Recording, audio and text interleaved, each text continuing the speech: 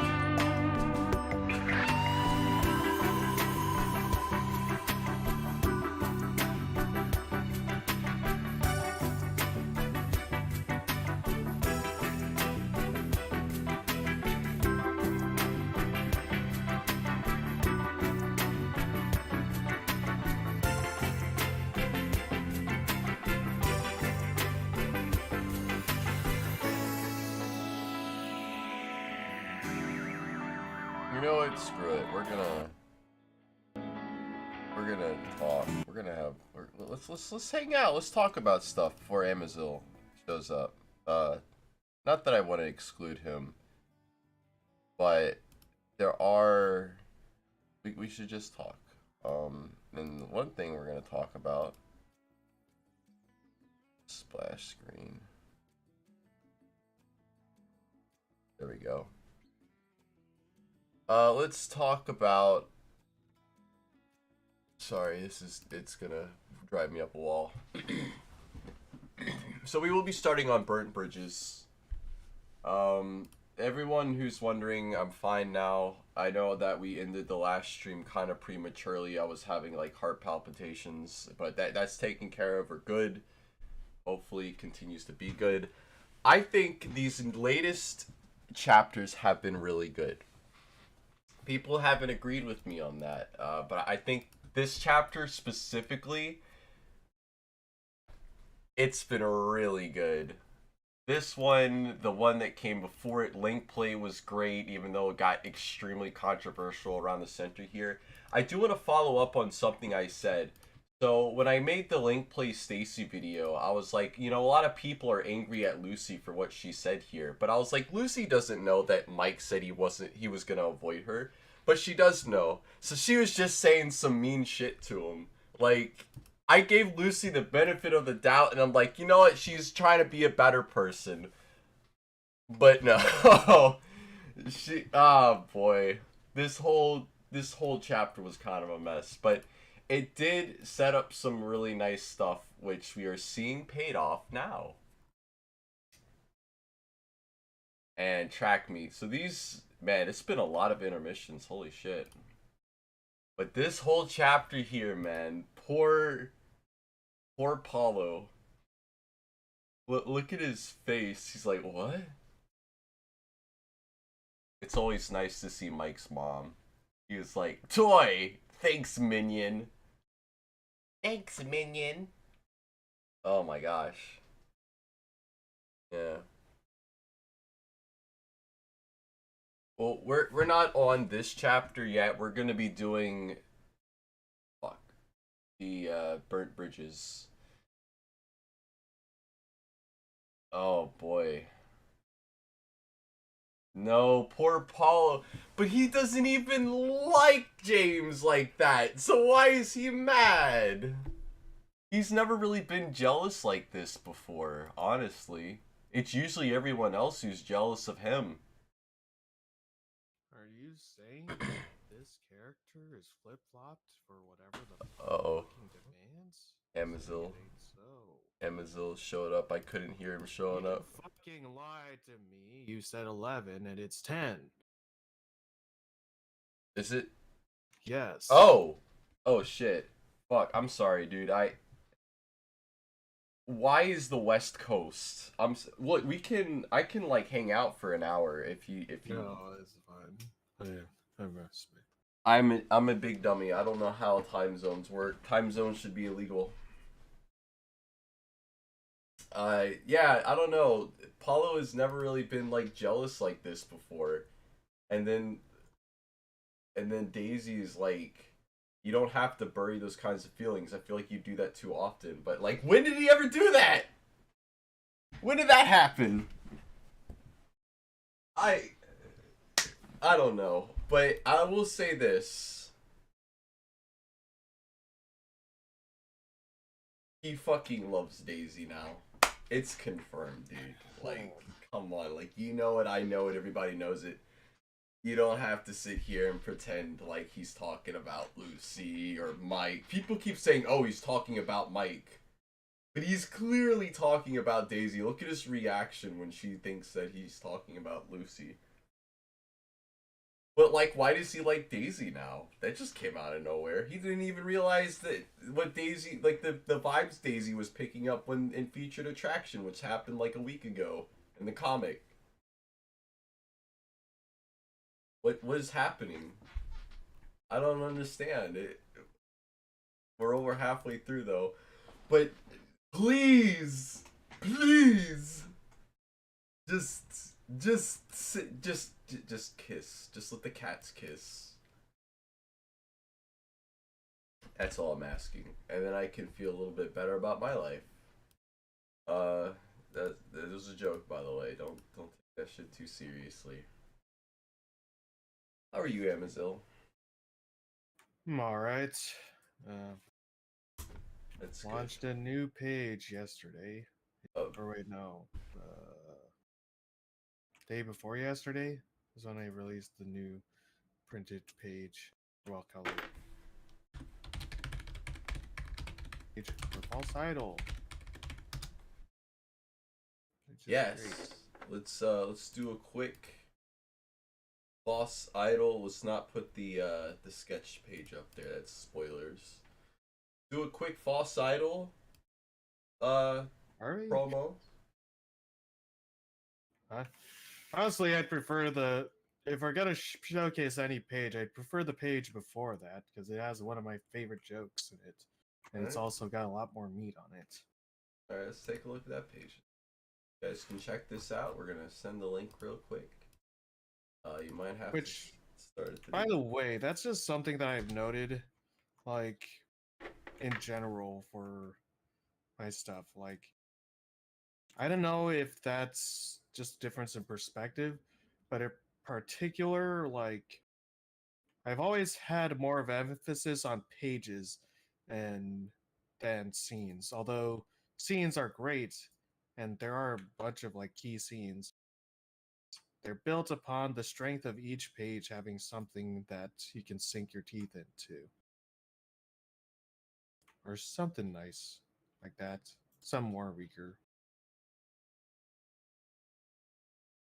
Anyway, I guess I'll be Sandy then.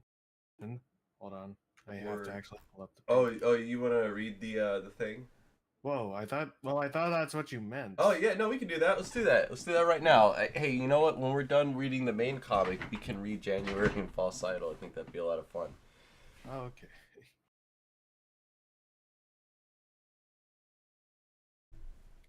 Do you have the page up? Yes. Alright. Sandy. What was I supposed to do? I, I mean, I tried. I tried writing, but I couldn't find the words. And out of nowhere, he calls me. Sorry, it is 10 a.m. again, as I mentioned. Of all the times he could have called me, he chose to call me that night. And you know what he asked me? He asked me, "What am I to you?" And I, what do I say to that?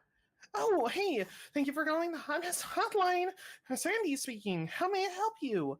Oh, what's that? You're unsure about our relationship? Wow, that's funny. Because I've been going nuts over here trying to tell you how I'm so lonely because I can't really talk, but oh wow, you could have called this whole time. Wow, that's that's great. You know, I was just about to break up because I couldn't love you by letter anymore, but I guess that's fixed now. Oh, by the way, I've been kind of, sort of, half cheating on you. I, I can't do it. I can't do that to him, Dan. Not yet. Not now. I know I should tell him, but things are finally looking up. Maybe it's what I needed all along, and I feel like I could go Ring. bring her incandescent bell ring. It is in Why did school. So my question to you here is, how come Sandy never thought to call Mike in your series of events? Because she didn't actually have, because we heard that Sandy, we saw that Sandy gave Mike her phone number, but we didn't hear that Mike gave her his phone number. So it's possible that Mike actually never gave her his phone number. Fair, fair. And also, this is also why I was like getting like irrationally pissed off at Eternal Flame, because for the things that this scene in particular does, especially for Dan, the fact that parts of it mirrors Eternal Flame is infuriating, because what it's this scene is supposed to mirror is a new leaf and kind of give us a better perspective of what was Sandy like on the other end of that phone, and get us into that mindset. But now the reader has to think about Eternal Flame, which is completely the wrong fucking message. I mean, really, the what am I to you line literally is ripped directly from the canon, if you remember Yeah, that. I remember. And it's a big catalyst. I also mentioned in the author's notes how like one of the this scene actually wasn't planned, in the whole brainstorming stage of this scene, like Sandy pouring her heart out like this, um, wasn't supposed to happen. That bell ringing was supposed to be a part of essentially the next page. It was just to set it up, because it was supposed to cut off Sandy, and then Dan would later like would excuse her and be like, "Oh no, actually, if you think about it this way, she had this stuff going on. I can't really blame her too much for it and blah blah blah." But because a number of you just seem to be very, very angry about Sandy, and I can't blame you, because the canon's portrayal of Sandy has completely poisoned the water for this character. um It's I fine. had to go in and be like, okay, no, actually, like, hold your hand. Look, guys, this is this is a person. This character is a person, and this is what they're thinking. Empathize with them just a little, okay? I It feels like it's muddied the waters because like she goes back and forth from being an actual antagonistic force between Mike and Lucy and just generally in Mike's life to like being the voice of reason. And it's like, wait, which one is Wait, it? in the canon? Yeah, it's like she's like, oh, Lucy, oh no, and then she's like accusing Mike of being in love with Lucy, and then later when Mike is jaded about Lucy after hearing her complain about Lucy all the time, she's like, stupid idiot, I didn't want you to be mad at her, and it was like, wait, what did you want then? I don't Look, know. it's I'm just, she's a plot device. She doesn't want anything other than conflict.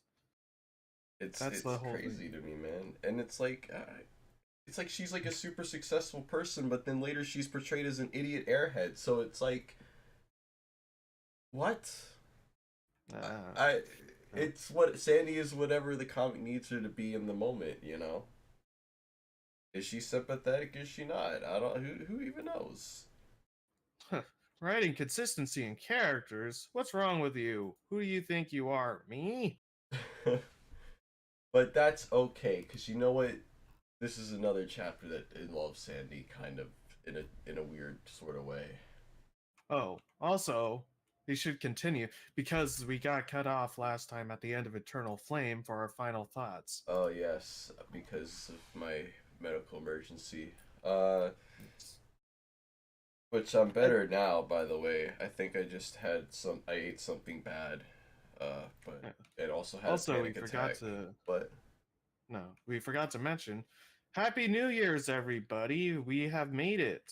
we have Hello. we have made it to a new year, and it's been a year and a half, and nothing has really much happened in the comic, but we're still I here. could have told you that. And we also hit 200 subscribers, so we got we gotta do that. They're still doing the 100 subscribers special, and it's 200 subscribers now. Isn't that crazy? I Hooray. didn't even think it was gonna take this long, but that's okay. It's been really nice. Oh, one other thing I meant to note was whatever. What was the December chapter for this year? The December chapter? Yeah, the one that came before it. Or wait, no. Right, it was that stupid BCI that was in December, wasn't it? That was released in December. You talking about Another Flame? Yeah, Or right? there was a few. I think no, On Call started in November or October. No, December specifically. Uh, well, Another Flame started in November. Yeah. So then that would, and then it bleeded into December. Yeah, Definitely. it took literally an entire month. So I will tell it. So guess what? My prediction was right. Remember what I said in Witch Hunt? She does it. There's always two fucking big chapters to end out the year. Except this one isn't really because it's a fucking specii. It also shows how much better things could have been, but it's not. So I'm thinking Teshi has one more lesson to teach us before the comic is done, and that's why she decided to do what she did. I Yeah, yeah, sure. I have a line in an upcoming video where I compare Another Flame to Scarf and Bow, and I was like, I feel like the track team is worth 100 bad relationship decisions because it's really nice, and we got the awesome. By the way, we have the awesome Finn X Felix art that came out of it. We love to see it. We love our gay boys here. Check that out.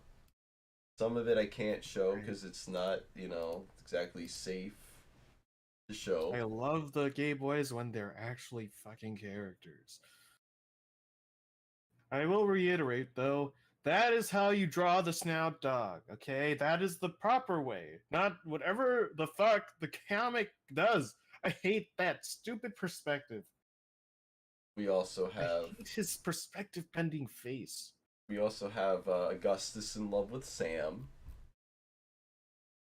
Uh, What? you don't know about the Augustus Sam ship? Oh yeah, Oh, this is okay, the that's newest it. ship on the block, Okay. guys. Oh, okay. Okay.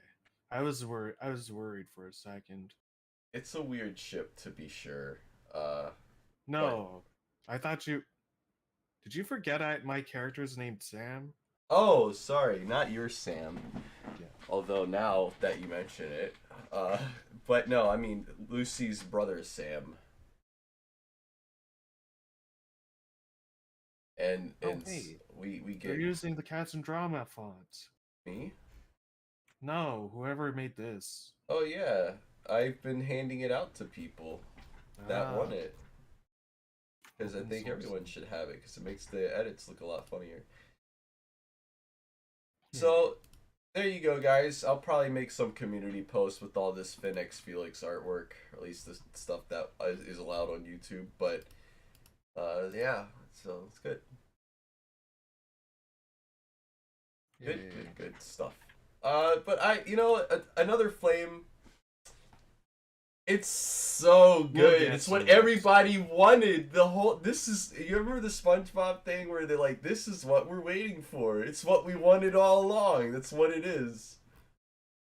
But I don't know if like the emotions are canon. Like Lucy mentions that she still is in love with Mike, which I mean obviously she still is the way that she reacted to Mike going back to Sandy, but um Uh, I it's just like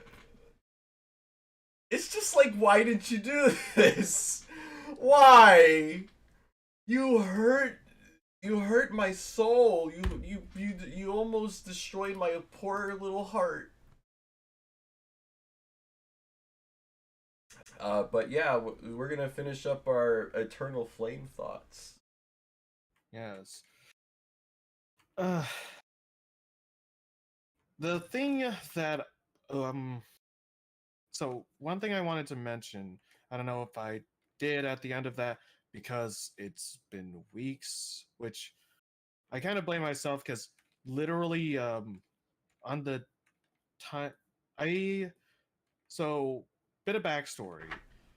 I went on vacation to Jersey like before Christmas, like I forget when, but like I came back around the 21st, the 20th or something, and it and when I got off the plane, apparently I caught a nasty bug, and it knocked me on my ass.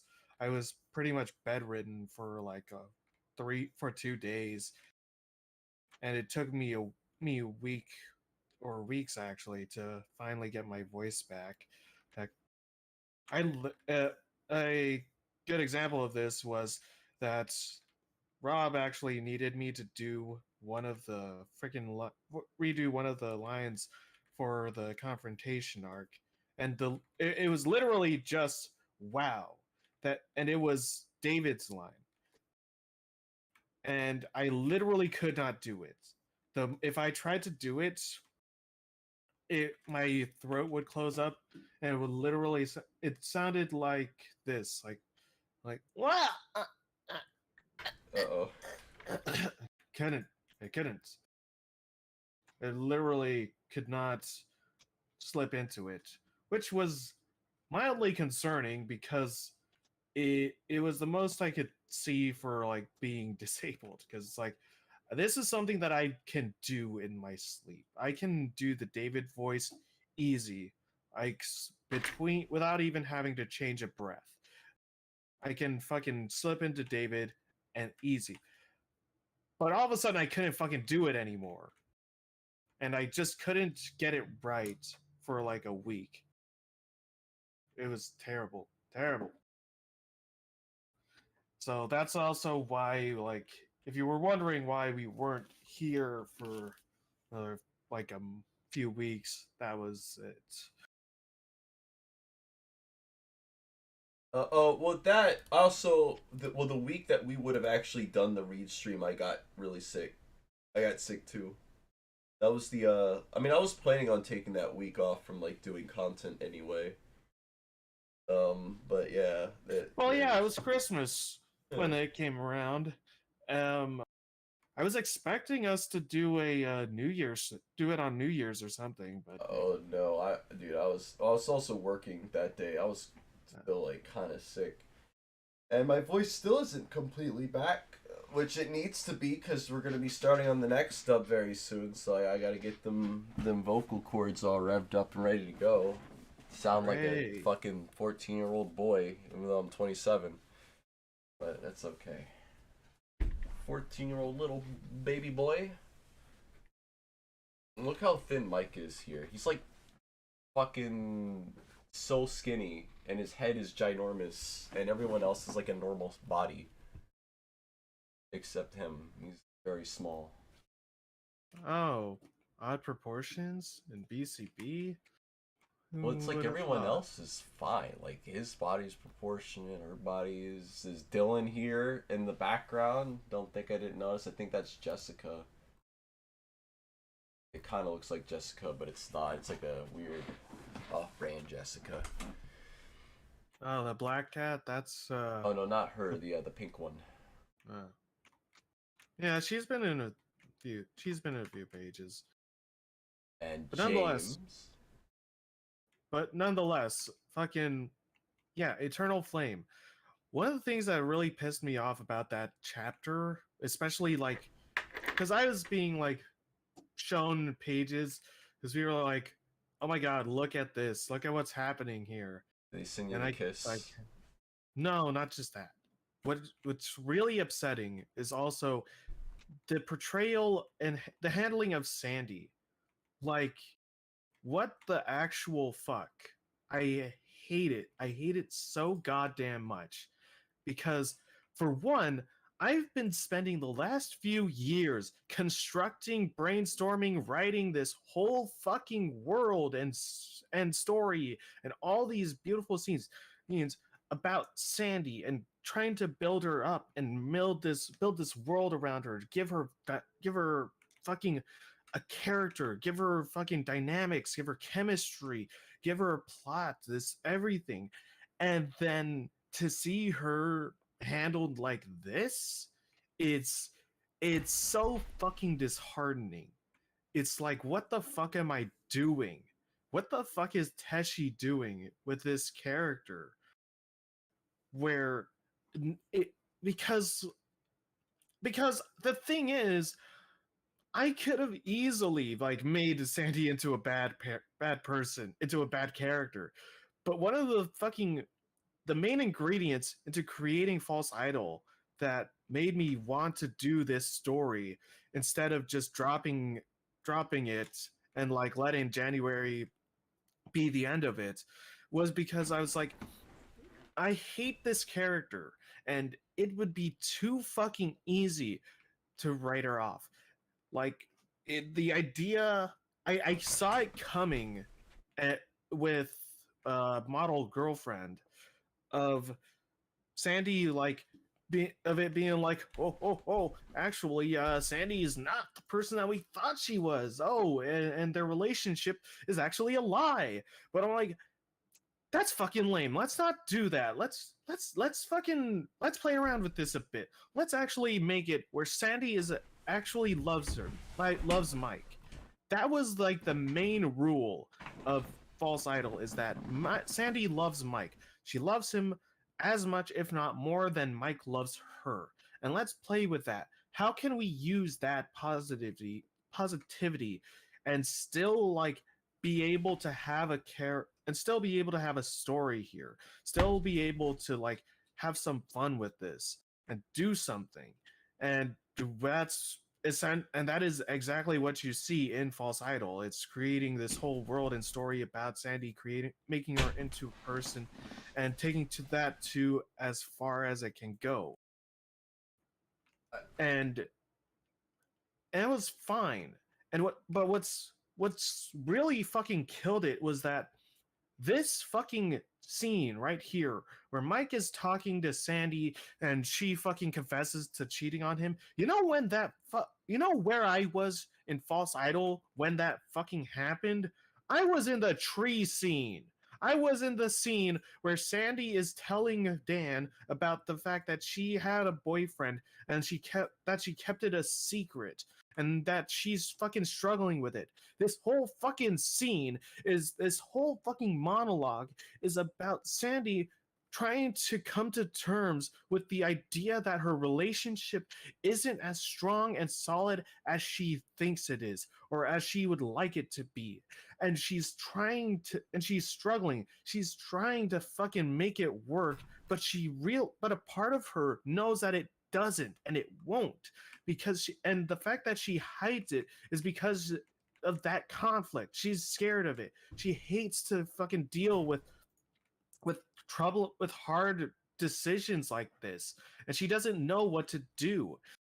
It shows that she has a character, that she has a brain, that Mike's relationship with her does actually have influence on her other life and her other relationships. And there's a lot of things at play here. The things that we've seen with with the canon characters are things that affect Sandy as well. And being able to just have that nice dichotomy, that bit of complexity, just adds so much to it. And there's so much that you can do with this character. The fact that I was brainstorming these things, I'm like, okay, sweet, we can do this, we can go there, we can talk about this, we can talk about that, and have her like deal with this. This is like have like this big character moment in her life that Mike never knew about, because she still has more things to learn and understand. She still has places to grow and learn. She doesn't know how to handle some things. And seeing Sandy just be stripped away of any of that kind of character or characterization, any of that fucking nuance and fucking BCB patented complexity in its characters, to make her just be a downright black and white fucking antagonist like this, it's so fucking disheartening. It's disappointing, and it made me almost want to give up. I just like, what the fuck am I doing? What the fuck are we doing? What is going on? What is the point of any of this if all the characters are just gonna if this character is just gonna turn out like this? What the fuck is happening with this comic? Because that's what BCB needed. That's what BCB fucking needs. Another fucking antagonist. You wanted it. Congratulations. Congratulations, Sandy. You are now the other Alejandro. I think Lucy's the other Alejandro. She yells at her friends and hits her friends. No, I'm talking about an actual fucking straight antagonist. At least with Lucy. Well, the thing with Lucy, and it's why I spent so much time on Sandy, and why I said it's the BCB patented complex characters, is because there's arguments to be made for Lucy. There's reasons that you can point to and be like, okay, yeah, Lucy did this thing, and that was pretty bad, but she's got this stuff and then the other. Sandy doesn't have an excuse, because Sandy's not given an inch of an out. Sandy isn't given a bit of. There's no scene, there's no page like the page that we showcased in False Idol, where we were able to actually get a deeper look into Sandy, and we're able to actually empathize with this character and her situation and what she may have been thinking about in order to drive her into making that bad decision. There's nothing like that. As I pointed out in that chapter, the fact we never see Sandy's face, we don't get to see her say these lines, showcases the point of that scene. The point was never to empathize with Sandy. We were never supposed to sympathize with her. We were just supposed to see her do this bad thing and be like, okay, that's great. Fuck you. That whole point is just to piss people off. And it's fucking ridiculous. It's downright fucking ridiculous. Look at that. Look at that fucking great visualness, visual style, the cinematography. I'd like to mention that Mike was sitting down, and then in the next page he's standing up.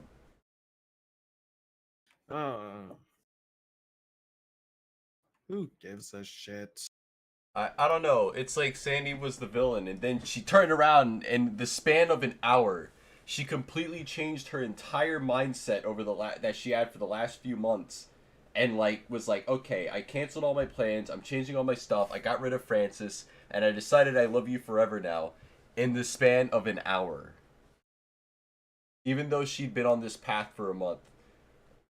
I mean, it is possible. Dude, that's that. But Yeah, but still. like, come on, it's so fast. It's like instant. I mean, don't get me wrong, it's stupid. It is completely fucking stupid, and I hate it. But yes.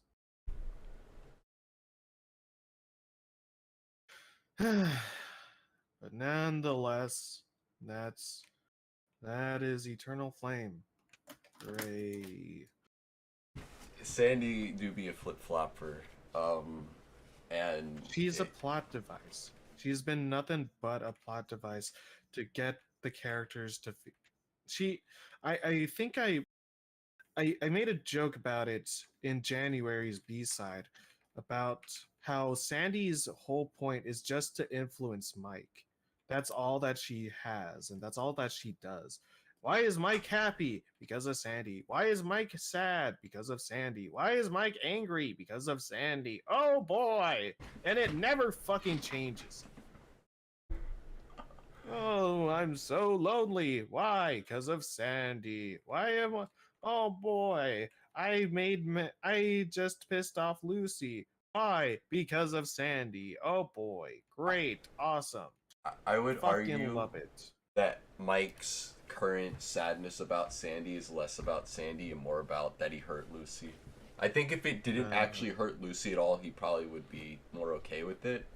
But like every time, and we're gonna get to that, every single time he's like talking to Sandy and Lucy shows up and he sees how distraught she is, he just starts breaking down. And he fucking hates himself. yes. But this is the Except lesson we that have to learn. What? except that he never learns the lesson. Well, We don't learn anything. yeah, that's why Mike X Lucy can't work ever. Nobody learns anything. It can't work anymore. It might have if Mike had not talked to Sandy that night, or if he talked to her and was like, "Look, we can still talk, but we're not going to be in a relationship."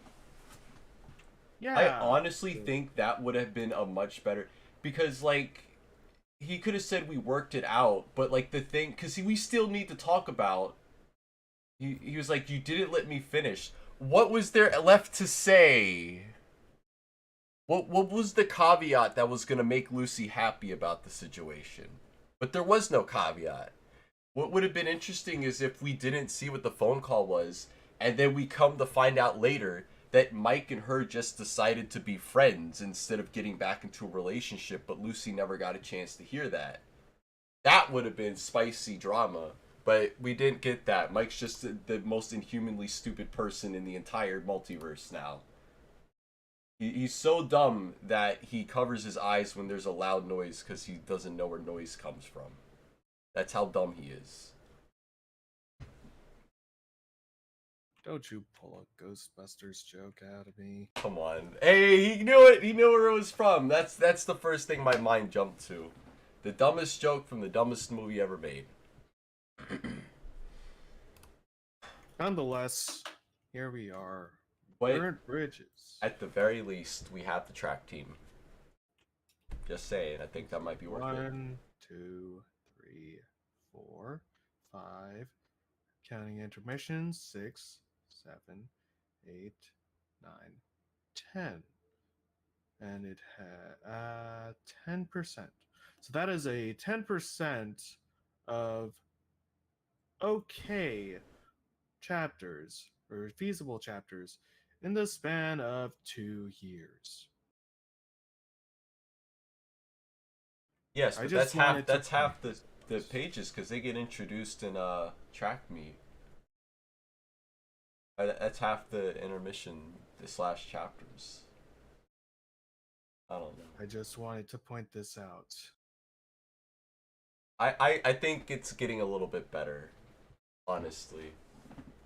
But You say this, but there is something coming. Something that's so fucking awful that robbed me to my fucking core that I actually made 2 comics for it. hey, Hutak, it's good to see you. If you want to read more about Sandy's adventures and what she could be, check out False Idol. I don't know if you can see the link to that. I'm gonna I'm gonna repost the link. Go check this out. Amazon made this. Oh my gosh, that is not a good. Beware, Tumblr's gonna ask you to sign up if you have. Go check that out. It's a really good comic. But we gotta get started, man. We're like, I don't even know how long we're into the stream. We haven't even gotten to the fucking burnt chapters yet. It's been 40 minutes. Oh my gosh. Yeah, we gotta hop in the line. So you ready for this? It's been 4 weeks. You have to at least catch people up. Yeah. But I just want to read out the comment. And Hutak says, "Wish we could at least have more Sandy chapters so we can see her side. At the moment, she's really just a villain." That's what I've been saying for the longest time. Like even before Eternal Flame and Model Girlfriend, I'm like the last actual Sandy chapter where we got to see her perspective was fucking to the top, which I reiterate because I have to reiterate it every time. Even that chapter's things get swept aside. And for what? For fucking what? It's stupid. It shows nothing but contempt and makes the character just seem, once again, like just a plot device. Because she can't have a chapter where we empathize with her because she's just a bad person. She's bad. She did the bad thing. Hooray. Unlike all the other characters who did the bad thing, and there's complexity and nuance, like Augustus or Lucy or Mike or literally everyone. No. For this one case, though, nothing like that. It's just a black and white bad person. Don't get it. Unless she isn't a bad person. It just goes back and You're forth. supposed to hate her. But then she's like, but Mike, how are you feeling? And then she cares about Mike's feelings, and she seems like she's legitimately trying to, like, I'll see it when I read it. Oh, yeah, you haven't read it yet. You're gonna find out, though. You're gonna find out real soon. Yeah, so that is one thing. That's what I was going to say, is that now that we have gone past Eternal Flame, we are now finally reaching uncharted waters for me. As I've said before, like the rant series are the only reason I've ever read. The whole rant thing is that I'm reading all the chapters that I haven't read yet. And Eternal Flame was the last one that we recorded. As such, whatever happens now is is what we see. All this stuff is fresh and new. Hooray. But there's going to be one, and I know what's coming. And I hate what's going to happen. Wait, so you haven't read Burnt Bridges? No, but I have seen I've seen 2 pages that really fucking piss me off. But we'll get to them. I have my comics at the ready. Good. I had a mem. Where is it? BCB Academy. I actually have an edit that I did for this page. Oh, you can't see it. But Mike says, "How can we dox Rob, man?" And Augustus says, "I know how." Anyway, let's get right started. I think you're gonna like this one a lot. Okay, guys, you've really been slipping lately. Not you, Jessica, you're perfect. But you, and you, and you, and even me. What happened to our Friday movie night? Sorry, Maddie. We had all that extra cheer practice leading up to the pep rally. All right, Matt. Gotta get the Scott. And it kind of became Jordan's English tutoring night. Thanks for believing in me. Well, we're only a week from winter break, so I get it. But I do really have to wait. But do I really have to wait an entire month between Knife Man 3 and Knife Man 4? Damn, Jessica's fucking tall. Hooray for perspective. No, it's just that Rachel and Madison are short. That's the joke. And And Matt is also tall. Somehow. Anyway. Well, Friday practice is finished for the year. Yeah, movie night. Movie Movie? night. Oh yeah, you got this. Knife Man 4, the re-knifing, now playing at Jordan's house. Huh? Why me? Your mom's cookies, duh. You're not sick of those? Spoken like a true brat. How could you ever get sick of cookies? I'm not much of a sweet tooth. I just prefer your place because your dad makes those adorable little hot dog. Whoa. What are you trying to say, Jordan? Oh, don't encourage him. It's so cute. He slices them into little octopuses. You take those crummy hot dogs over your mom's homemade icing? Why'd you want cookies for a movie anyway? Aren't you supposed to eat? What are you doing? What do you mean? Come on, Jess. It's hard to resist it with this kid. Just be careful. Giving me sympathy pain. Whoa. What? She's an empath. She can feel every single punch. Oh, that's fucking lame. Sympathy pain. The fuck you. No one talks like that in 2008. You better not try that game on me. Why would I want to?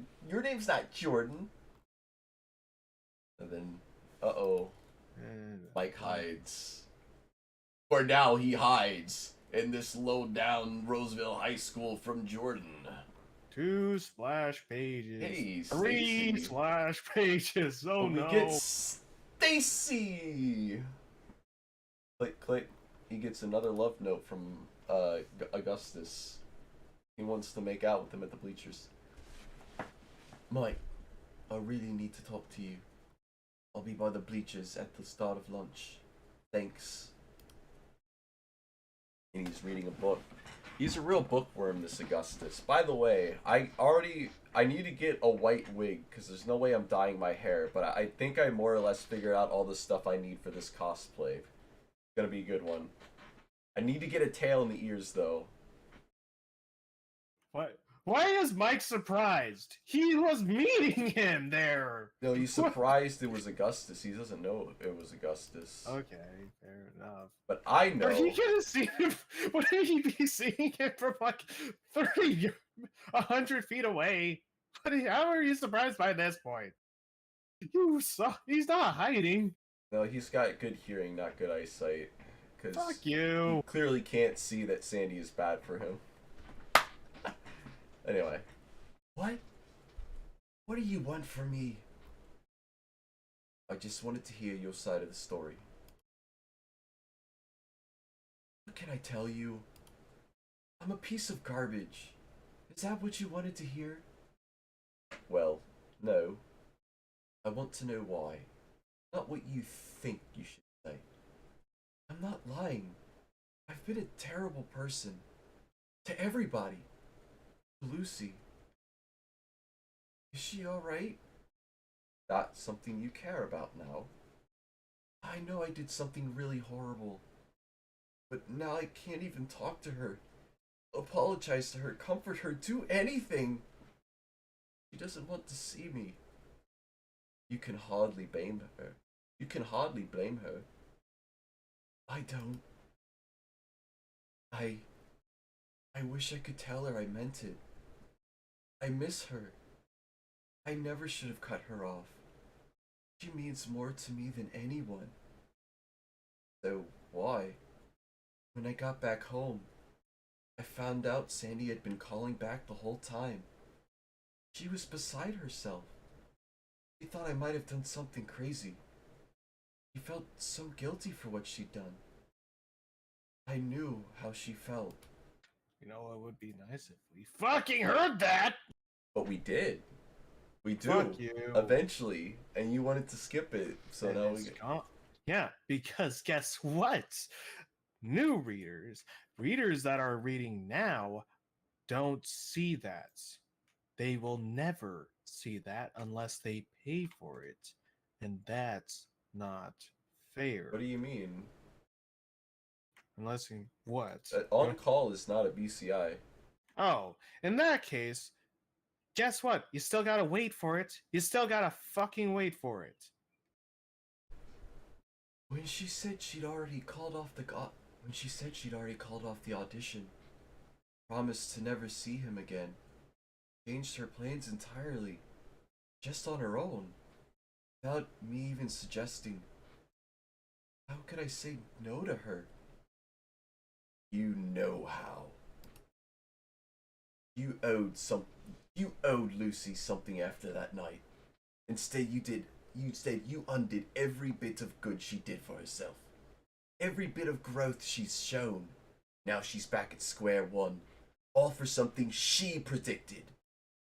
Something she knew you were going to do. And the only reason she fell for your bullshit again was because she couldn't stand to see you suffer. I tell you how to fix it, but I know you can only make things worse. So please just leave her the fuck alone for once. You don't think I know all that? Okay, so this is my question. This is a line that I've always been thinking about. You owed Lucy something after that night. What did he mean by this? Did he owe Lucy a relationship? He owed her he owed her actual attention. But he was gonna give it to her. Just because he was talking to Sandy again doesn't mean he wasn't going to do that. No, he owed her to stop thinking around. That was the whole thing about it. He went back to the whole thing, the whole conflict between Mike and Lucy. From her perspective, is that Mike was constantly just in the state of flux in a relationship. He wanted it. He didn't want her. He wanted her because of Sandy, or he was replacing her because he was using her as a surrogate for Sandy, and all that back and forth. And it needed to stop. That was the whole problem with Mike in that relationship. That was the thing, and he owed it to her. And that whole thing that Mike was doing, of course she would think it seemed like he was on the up and up. He was going to finally like be friends. He owed her that fucking unconditional fucking friendship, not this bullshit fucking drama. And also, I want to point out the every bit of growth she's shown. For one, she hadn't shown much any growth other than that one fucking scene. Like every other chapter, she had been a sniping fucking bitch to Mike and everyone. She'd been nothing but cold and at points manipulative to Paolo and everyone around her, trying to stir shit. And it was that growth? Was that the growth you were talking about? The only growth she had was in Eternal Flame, and part of me, a cynical part of me, is wants to say that that was only a thing so that it could twist the knife harder. Witch hunt a little bit as well. Except that the start of Witch Hunt had her fucking taking stupid fucking petty snipes at Mike from across the fucking street. So I don't count that. I believe he's referring to Eternal Flame, or he's referring to the night that he kissed her. Yeah. And also, of course you owed her a fucking relationship. You fucking kissed her. She kissed him. Fuck you. She kissed him. Tashi confirmed it. The fucking BCI confirmed it. So don't at me. Yeah, and guess what? It still doesn't fucking make it better.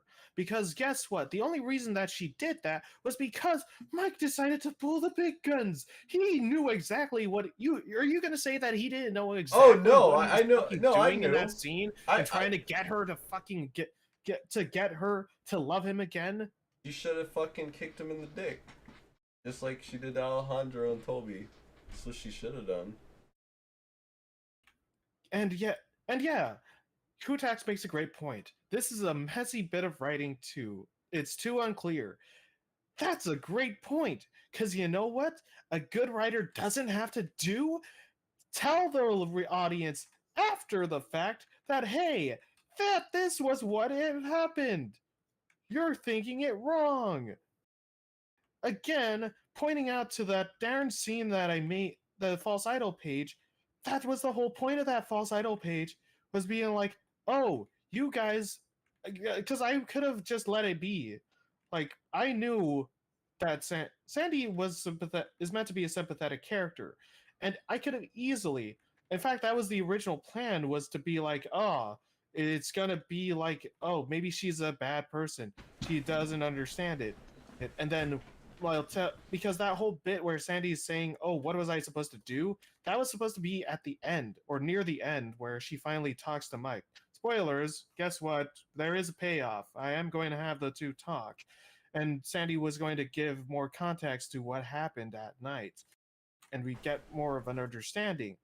But seeing that, people were feeling this way and taking and interpreting the scene differently, I'm like, no, actually, you know what?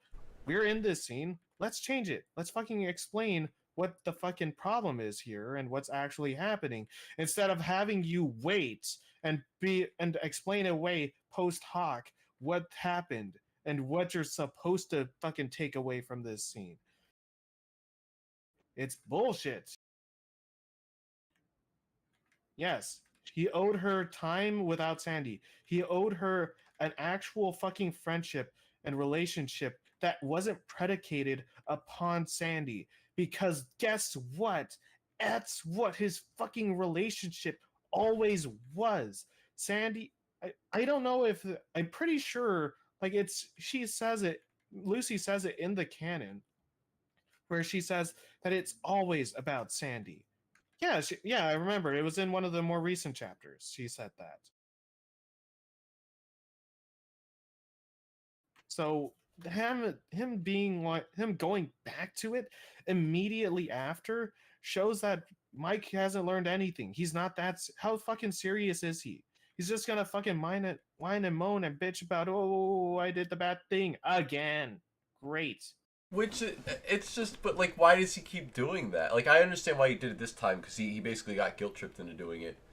Because he was like, oh, I've been in Sandy's position before, and if I was in her position again, then I would have obviously gone back and been nicer to Lucy. So that I think is the through line of why he did what he did. It's still stupid. He could have just been friends with her. He didn't have to get in a fucking relationship. That's why I was like, it would have been better for them to have just become friends and nobody knew about it, and everyone just assumed they were in a relationship again. That would have been really interesting drama. She could have dragged that out actually for quite some time, but instead we didn't get that. I don't. People say like, oh, they're 16 and that's why they act this way, but I'm like, I don't know. Yeah. I don't know. I still maintain that's the stupidest fucking argument and that's the most hand wavy fucking arguments that I've ever heard. It's stupid, and I will reiterate my point. In I think I made this point in I want to say it was I want to say I made this point in timeout, but probably in a bunch of other ones. But the problem with that, or no, I think I may have said it. I said it in fair game also, but the problem with that argument is that it's to say that, oh, they're just kids, is so stupid, and it's dismissive. It All it does is say that because we are young and they're stupid, they can't learn from their mistakes. They don't truly understand, which is true. Kids don't. That's the thing about the teenagers, is that, yeah, they don't understand. They don't understand what they're really doing. But guess what? Even especially as teenagers, the point is that they learn. It's not just that they make mistakes, it's that they're able to fucking learn from the mistakes. It's the point of Pavlovian training, is that you do something and then you get negative or positive reinforcement. So Mike being so Mike pushing Sandy pushes pushes Lucy away, and then he finds out that that's a bad thing, and it causes Lucy to hurt. Oh, okay. When he does it again. Oh, okay.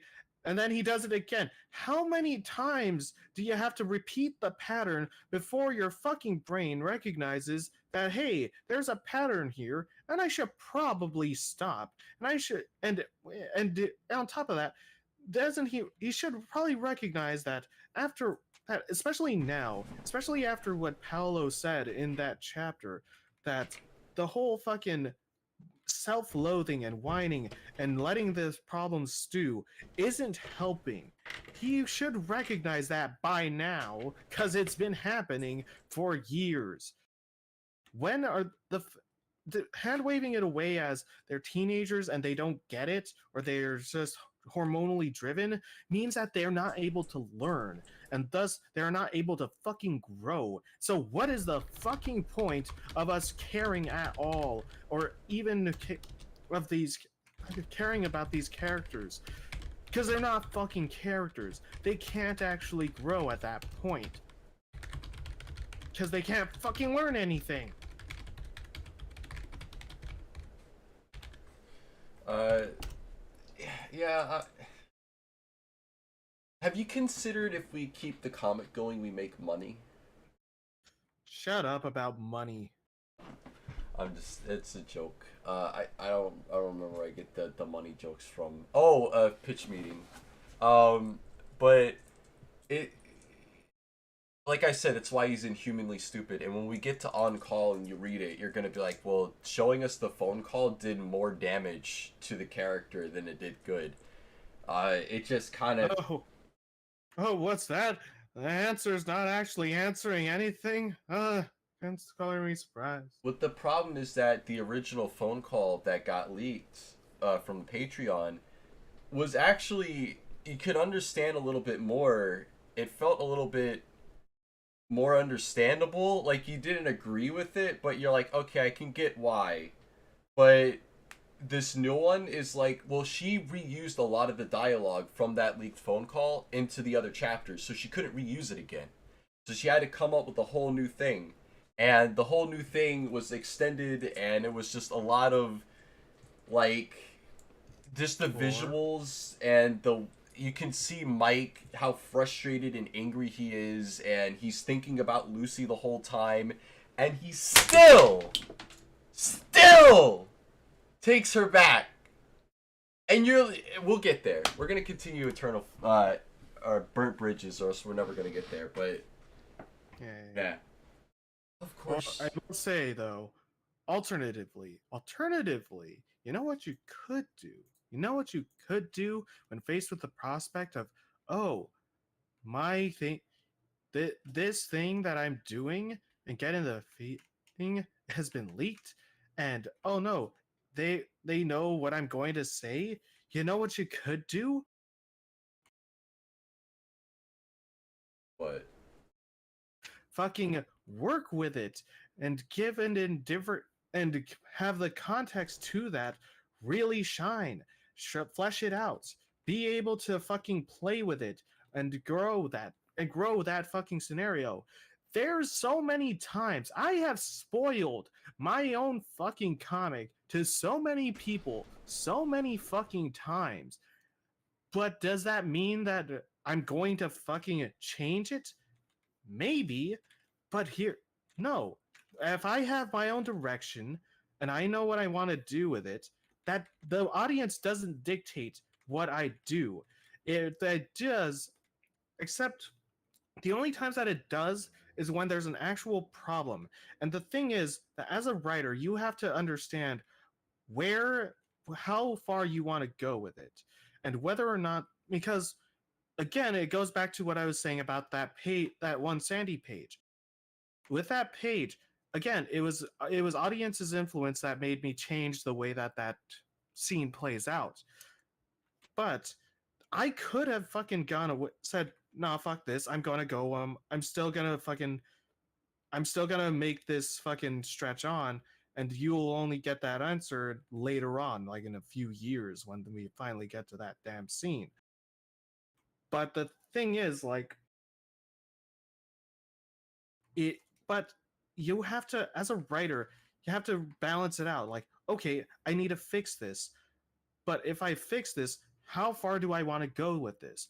And it's not just fixing it for the sake of fucking over the audience and being like, "Ha, you were wrong." It's changing it to be like, "Hey, we're gonna let's expand on this more. Let's fucking do something with this. Let's actually like fill it up and give you some fucking time and make it worth your while.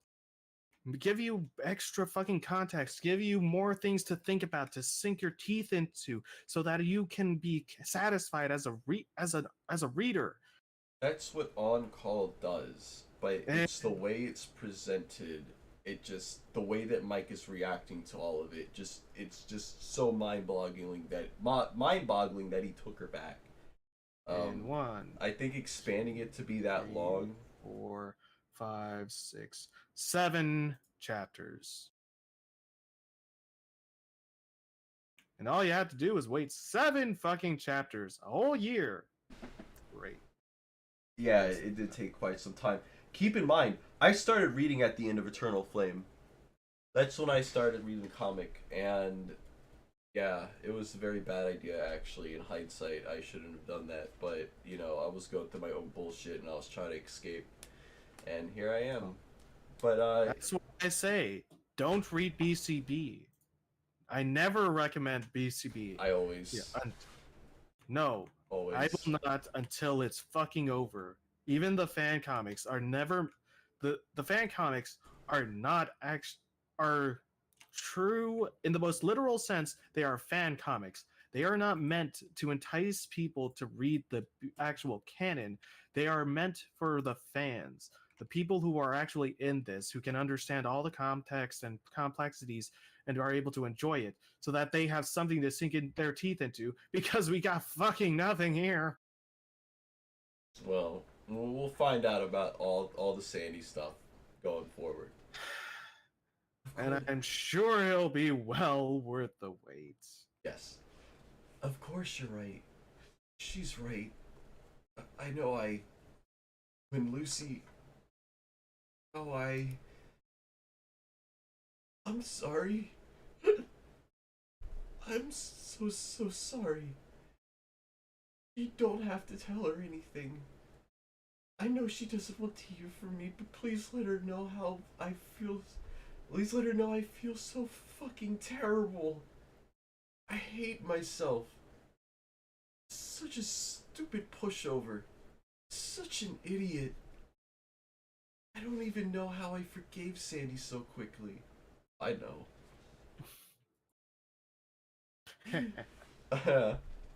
So the story could happen. Uh, Even after everything she put me through, spending all those months with him instead. She was so apologetic, and I believed her.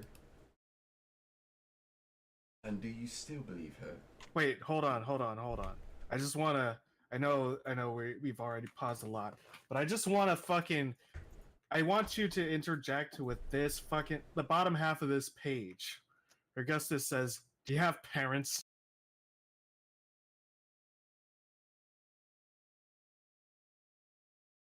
But right here, Yeah. the bottom, hey, the bottom one. Oh, This last 2 panels. do you have parents? Yeah. Yes. Place to sleep Yeah. in a safe neighborhood? What? And now you want to die because some dumb kid won't return your feelings. You're absolutely worthless. Yes, Mike. You are fucking. We're so stupid. I hate you. Yeah, That's the Augustus I know. first world problems, am I right? And you still believe her? I want to. Otherwise, what was the point of trying to make all of this work? What a waste of time it would have been. People usually don't end up. People don't usually end up with their third grade crushes, you know. Breaking up wouldn't mean it wasn't worth trying. I know. I said I was an idiot. Lucy, you don't have to worry about protecting her from me. Because I'll never talk to her again. I promise. I really promise. Just please look after her. Alright? Of course. Literally 3 chapters later, and he. No, wait. 5 chapters later, and he fucking talks to her. I was so mad. I was fuming. I couldn't believe someone would have such little self-control. Especially someone that's proven in the past to have so little self-control. Anyway. Will you be alright? I guess. I guess. Is that all you wanted to talk about? Yeah. It's good to hear you're remorseful at least. I was bracing myself for the kind of Michael I heard comes out whenever someone criticizes his girlfriend. I guess she's not as perfect as I thought she was. Isn't a little freeing to admit? Isn't that a little freeing to admit? Maybe. I'm stupid. Ring!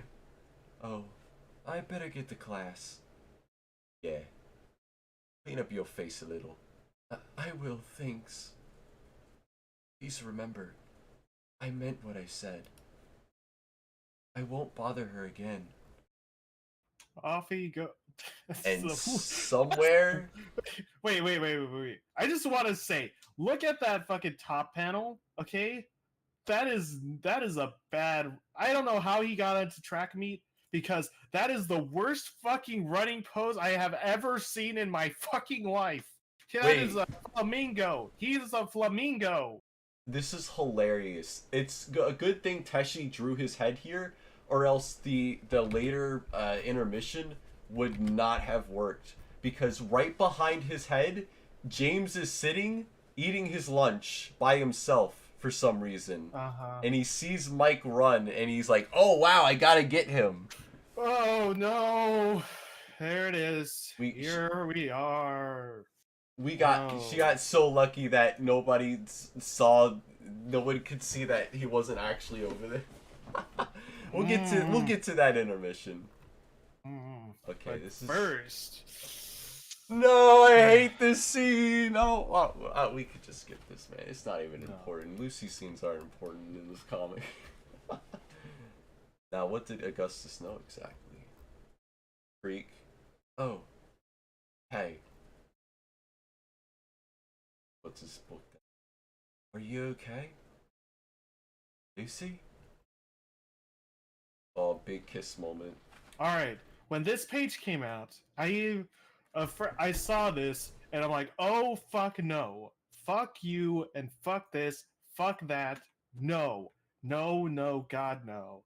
And I was so infuriated, I made a comic.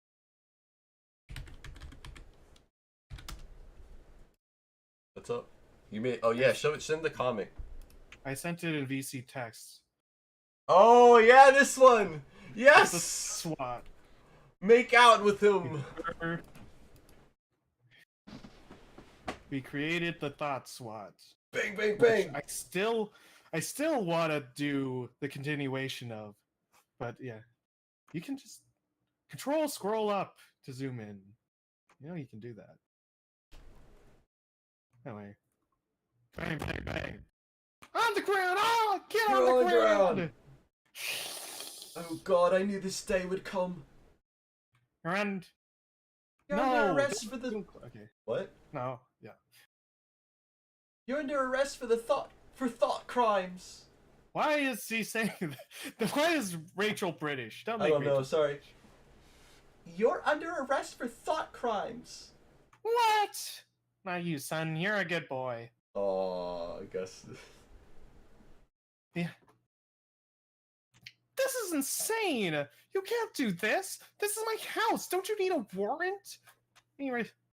Scroll that. We received an anonymous tip. We heard you were back on your old bullshit. You filthy thoughts make me sick. No. The Sandy's lines first. Oh. I didn't want to believe it, but I guess it's true. Mike really was right. You filthy thoughts make me sick. Oh my god.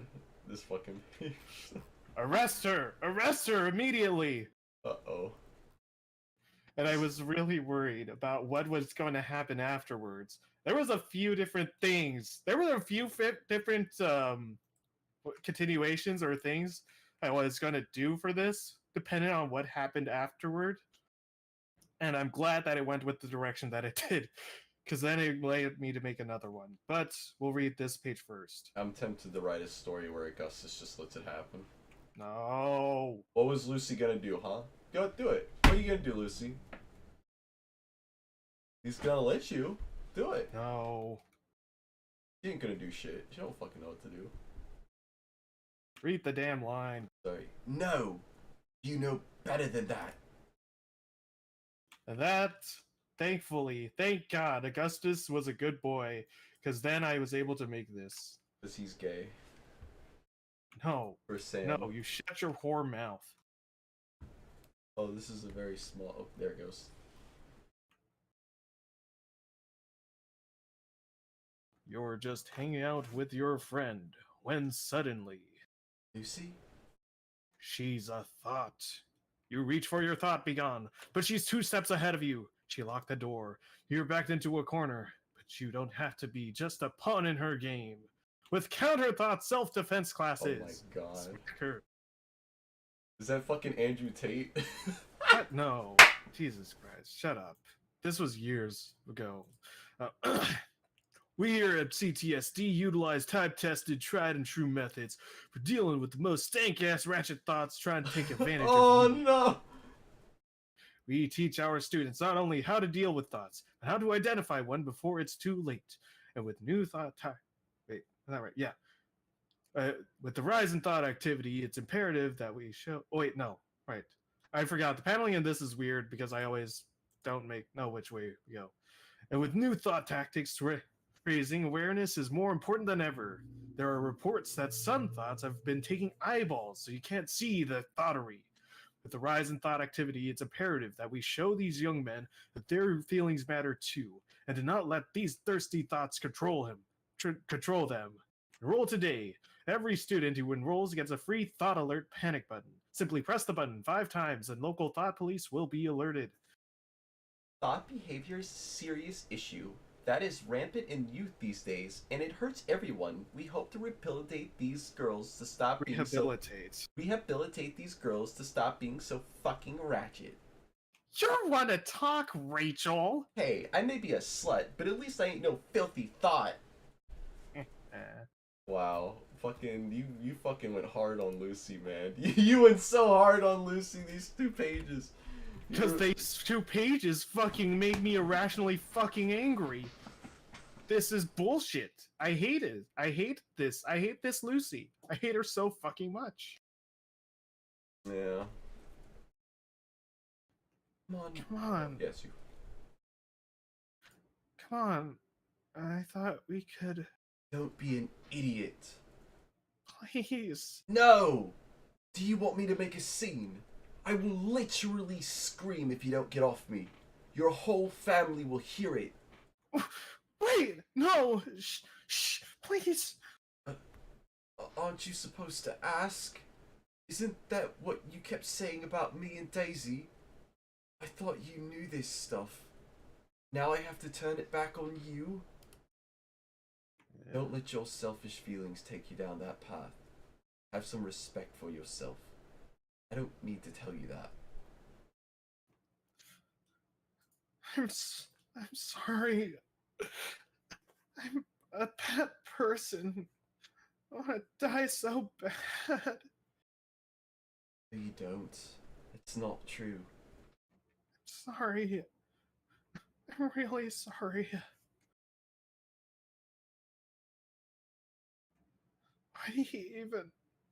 Why did he say it? Stupid idiot. I hate him, you know? I hate him. Every time. He always does this. So stupid, so selfish. Every time. She'll never go away, and I'm just Why can't I get it through my stupid head? Why is Mike so ornery when it comes to Sandy, goddammit? You fucking retard. You have the fucking hottest girl in the whole school that wants to jump on you, and you're like, no, I need the fucking girl 100 miles away. He's literally retarded. I know, I shouldn't use that word, but fuck. How, no 16-year-old would act in that manner. No 16-year-old.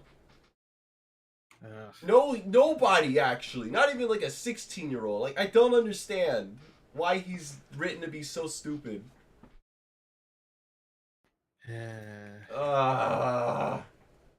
Why? Why? I want you to tell me. You have a better pin on Teshi than I do. Tell me why. Why what? Why is Mike written to be that way? Why is he literally? Why no one would act like that? Because because Teshi does not have a firm grasp on a proper childhood. I legitimately, if these were actual people, Mike would have dropped Sandy fucking years ago. Like, it wouldn't matter if they were friends in third grade. It was fucking third grade. And, like, 5 years later, he's still pining over this girl he hasn't seen. And it's like, any other person would have just completely forgot. Like, they would have just been a blip in their mind. Like, yeah, Lucy ended up pushing him away, and she should have fucking said that she had feelings for him when she did. But, like, I don't think Mike would have latched on to Sandy again. He probably would have moved on to another girl. Like, fucking, literally every girl in the school wanted him. And the guys, too. So it's like, why? I, sorry. I just get so frustrated with this man. It's frustrating because you think if you were in that position, like the answer would be so fucking obvious.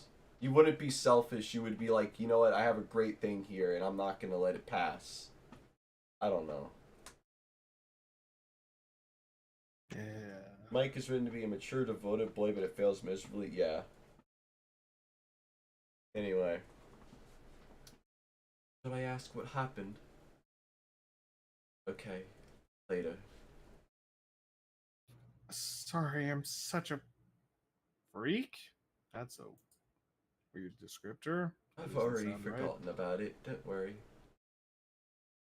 Pretty easy to forget, I know. Unlovable. God damn. Shut up. I love you. And I mean it. Really? So, I didn't. Because I don't love you like that. Aww. Oh, it's so. Oh, my heart. It's so nice, though. Look at him. What a good boy. I'm gonna make this my phone background at some point. Hooray for Bro TP. Yes, this is the only way. Augustus! This is where you went? What is wrong with you? You didn't think I'm gonna notice you playing hooky? Your class is right next to mine this period. You know, all this do-gooder stuff probably made you late to class. This isn't about me. I'm just saying, you're setting a really bad example here. Shut up. The end. Wow, what a great chapter. You know, I like the part where I liked it when it was over.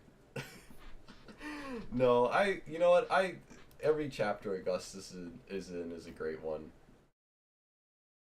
Oh, hey, and the fucking Micah voice. Hey, let's see.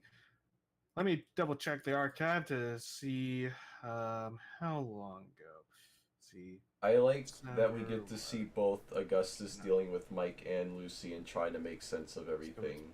That's a good, I like that. From 2012.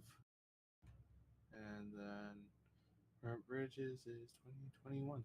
Yeah, 10 years. 10 years to finally show that, hey, Jordan is. Hey, there's fucking friction between Jordan and Mike. You know, the person that actually, made Lucy attempt suicide. That's great. That's great. especially because you know who you know got to see more of that. Oh, Jordan doesn't like them bit. Paolo, and not the person who actually caused December. And Do made they Lucy depressed. That's great. do they not know it was Mike though? Because It Jordan's kind like, of I don't know which one of you guys did it, but one of you guys is at fault. He doesn't know it was Mike. yeah, but still, one, it doesn't take a fucking genius to figure out who. I mean, Jordan's aware of her relationship with Mike. Sam's aware Oh, of her relationship with Mike and their close friendship.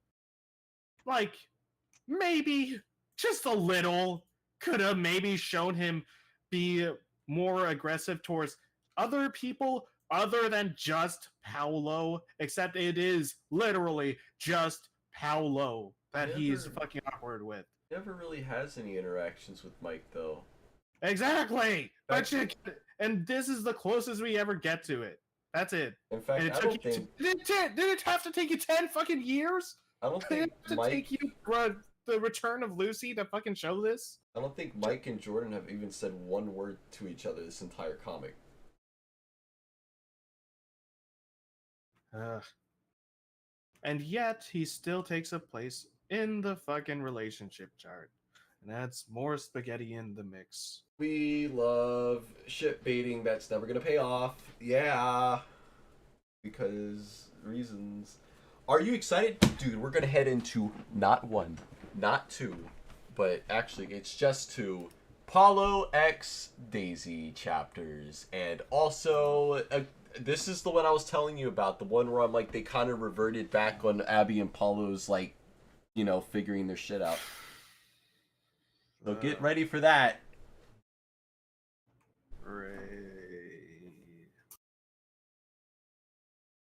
Hey everybody! Hey everybody! Hey! Got a car. What do you think? Hello! Wow! Oh wow! This is all me. Okay. Wow! Wow! Wow! It's a car. Even though you had one before. What do you mean? Oh no! Ah! He had a car. Yeah, he was driving his dad's car for a bit. Yeah, but he has his own car now. Yeah. Oh, spoilers, he bought his own car. Hold up, I gotta... My mic fell, guys. We're okay. We're good.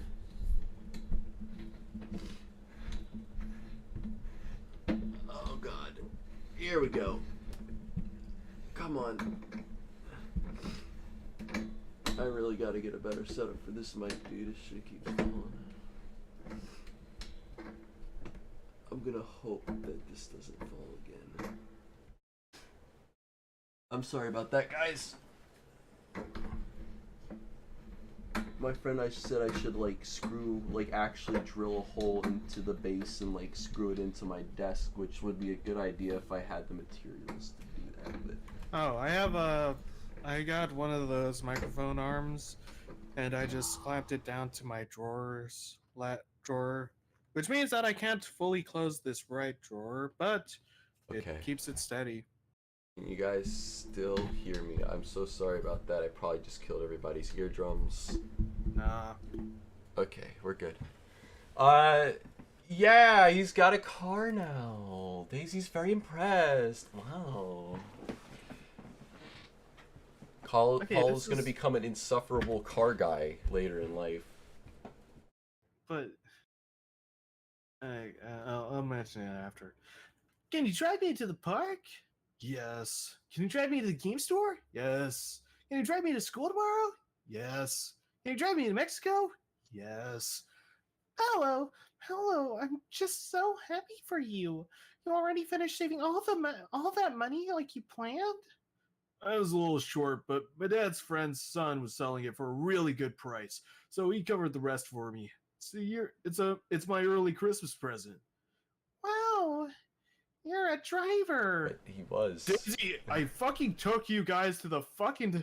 I took you to that park for that one chapter. Remember? I drove before. We had this fucking conversation before already. What are you talking about? Daisy, you took driver's ed with the rest of us. You can get your license anytime. Hey, is that I just noticed why does Paolo have a purse? It's his backpack. Just kind of looks like a purse. No, that's a purse. See how it's Wait. open on the top there? That's a fucking Oh my purse. gosh, yeah. What the fuck? Hey, you God know what? damn you, That Teshi. the Just because you made this, or you, I guess, see, I was completely wrong. he's See that super bisexual. bisexuality, that play homosexual shit. It's come out here. He's got a merce. Ha, that's wonderful. It's actually How a satchel. great. Fucking fucking wonderful. Except no, because a satchel actually hangs lower because it's supposed to go across your body. That's like a fucking satchel. How is he supposed to fit anything over his head, dude? His head's like the size of a planet. That's not a satchel because one, I don't see it. It's not zipped. Unless Paolo is which it may be a thing. I didn't even Unless notice that was a Paolo is the most purse. irresponsible, stupid motherfucker on earth, he's carrying an open satchel out in public. He's gonna get stolen. He's about to get his shit stole.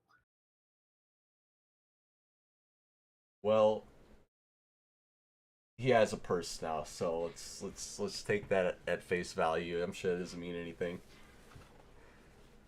God, even Daisy doesn't have a fucking purse. You fucking stereotyping piece of shit.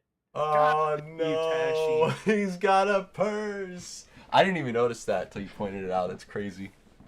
I just assumed his backpack was slung over his arm. No. Anyway. The big I boy know. bag. I know, but you actually got into. But you actually put in the work and got that license and a car. But that's all yours. You amaze me every day. And this is where it starts. I want everyone to put a pin. I want everyone to make notice. This is where this is where Daisy starts showing her actual feelings towards Paolo. This is when she starts getting those feelings. Yeah, as if the big, flowery, pink, pastel fucking background of these two panels didn't point that out immediately to you. And he's like, whoa, she's never said something like that before in that manner, with that face and those blushies. Except Even though that she's she blushing on the said things like previous this page. before. She has complimented him and told him how he is actually very responsible and things like that in previous chapters too. Hey, he forgot. But now it's extra flowery, so it means something. He forgot. Yeah. I'll need to stop by the bank for some pesos and get my mom to prep our snacks for the Mexico trip. How's Saturday sound? What's all this about Mexico? Mexico. Yeah. Yeah, that mall. Yeah. Yeah, that one mall is pretty far away. I know, right? All I wanted was a signed CD to surprise her. Why is life so cruel? I'll drive you. Man. Wait, is that a... That looks like a girl. Man. Man, wouldn't it be awesome to actually get tickets to the premiere night? Midnight premiere? Bad, my mom would never let take me out that late. I'll drive you. So I think if we catch the 6:49, we should be at the cleanup site by 9:13. I think that's Abby. Or is that? Okay. Okay.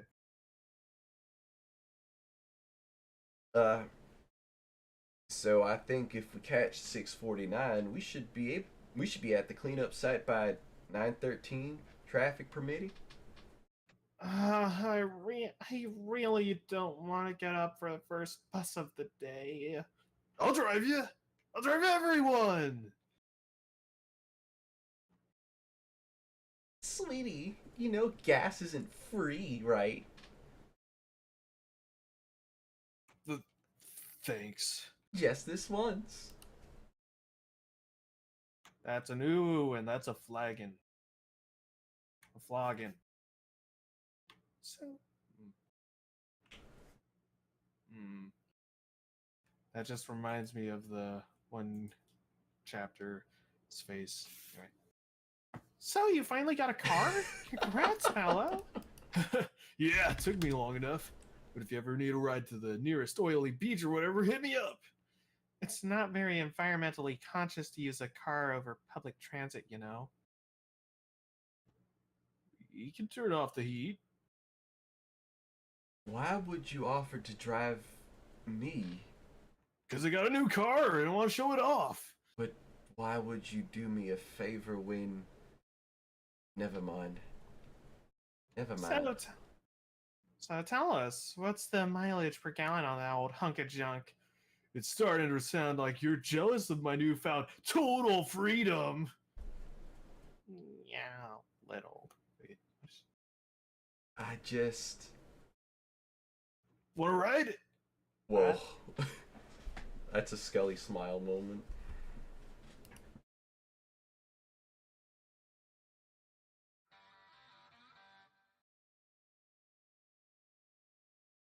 Oh.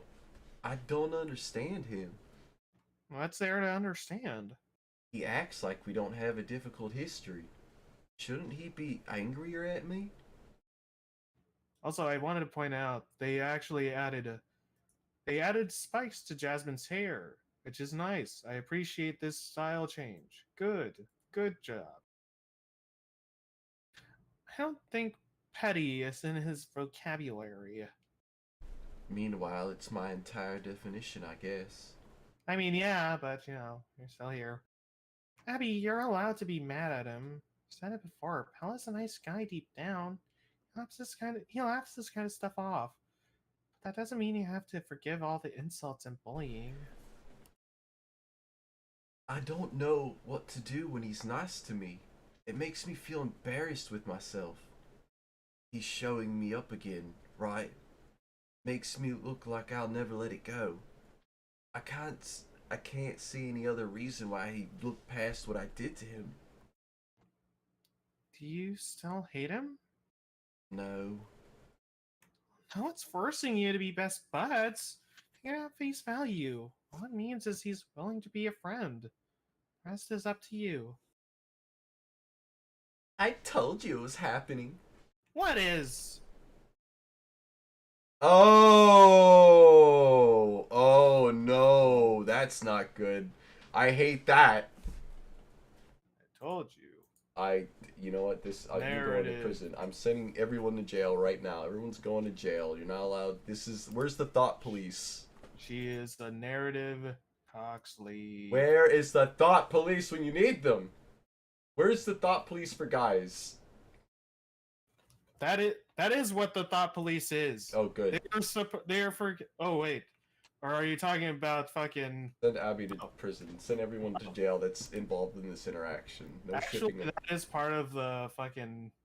Like I said, I wanted to do. I've been thinking about doing a follow up to the thought police, and one part is fucking.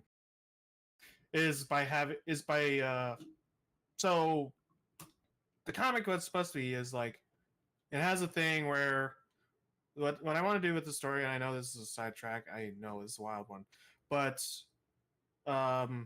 it's the thought police where they get news that Lucy's back up to her old bullshit, and so Rachel's warned like, okay, Rachel, actually you may want to sit this one out because this is something really it may be a bit too much for you. She's like, fuck that. No, we're going to go and they're going to interrogate Lucy to figure out what she did because it's an old crime. So they're like, we got some new evidence to an old situation that she did. And we need to interrogate her and punish her. So Rachel and Sandy go in to interrogate her and they find out that, and it's in response to whatever fucking chapter it was that revealed that Lucy kinda sorta half sexually assaulted Paolo in the play. But and so at that, like Rachel fucking loses her shit. She is like Rachel and Sandy lose their shit. Or well, no, Rachel loses her shit, but Lucy throws it back at her. Is like, yeah, well, what the fuck are you gonna do? You're not an actual character. You've been relegated to side characters for forever. He doesn't actually want you. You're not an actual fucking character. You can't actually do anything. I have actual control because I'm an actual character. And at that, she's like, you know what? Actually, fuck this. Fuck the whole damn squad. I'm out. And she throws her badge on the ground and she's like, fuck this. And Sandy is like, oh, you know what? I'm going to go and check on my partner. I'm also going to quit. And they leave the force. But then it continues on where they're at the bar. And they explain, and Susan, who is apparently the operator, she's the call center. She's like, she explains to them like the whole purpose of it. It's like, yeah, no, we can't actually change anything, but we have to actually show that this stuff they're doing is wrong, and that's the whole point of this. It's not to actually change anything. It's to acknowledge that these bad things are bad things, and unless they actually learn it, or unless someone actually says it, that nothing's going to change. And then there's a hint that's like a different call once they and with that, the two go back on the force and go in to be thought police again, and they're gonna go and clean the streets of all the thottery. And then Susan gets a call from someone. It's like, "Hello, thank you for doing this. We need those. We need those two, and also we have to fucking. It's time that we clean the streets. We're gonna continue on. There's a new department coming into town."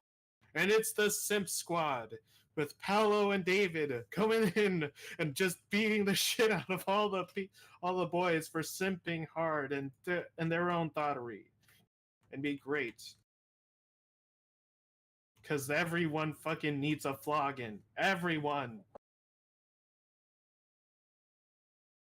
Are there any other thoughts in the comic? Wait, what do you mean? Like on the level of Lucy? Like other cases that they do? Yeah, like, well, I Oh, mean, like in there's the one. BCB comic, are there any other thoughts to even arrest?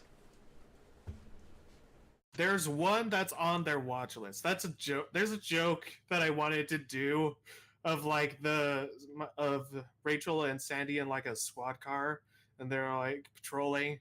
They see Daisy out on the street. Oh Like, no! she's like, and Rachel just rolls out the window. Is like, "Hey, Daisy, you doing anything?" She's like, "No."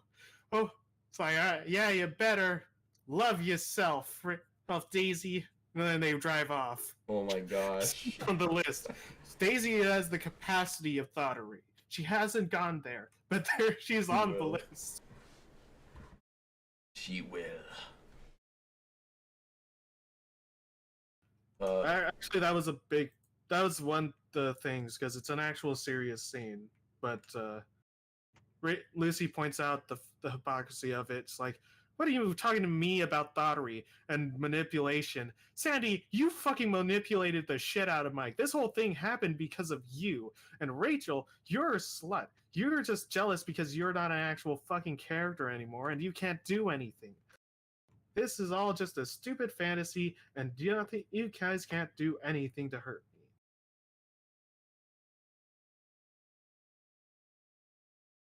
A greatness, yes. All right. Whistle, whistle, click, click. Ah. Phew. Eddie, you're to finish the job. Whoa. Ah. No, it's not what you think. Wait. Ah, no, it's not what you. I gotta get the southernism. NASCAR. Pecans. Alright, here we go. No, it's not what you think. I didn't mean to. Wait. It's Kidland. Have I apologized for that? Nah. It's fine. What? Fuck your Tildy. Not that I remember. Oh. Right.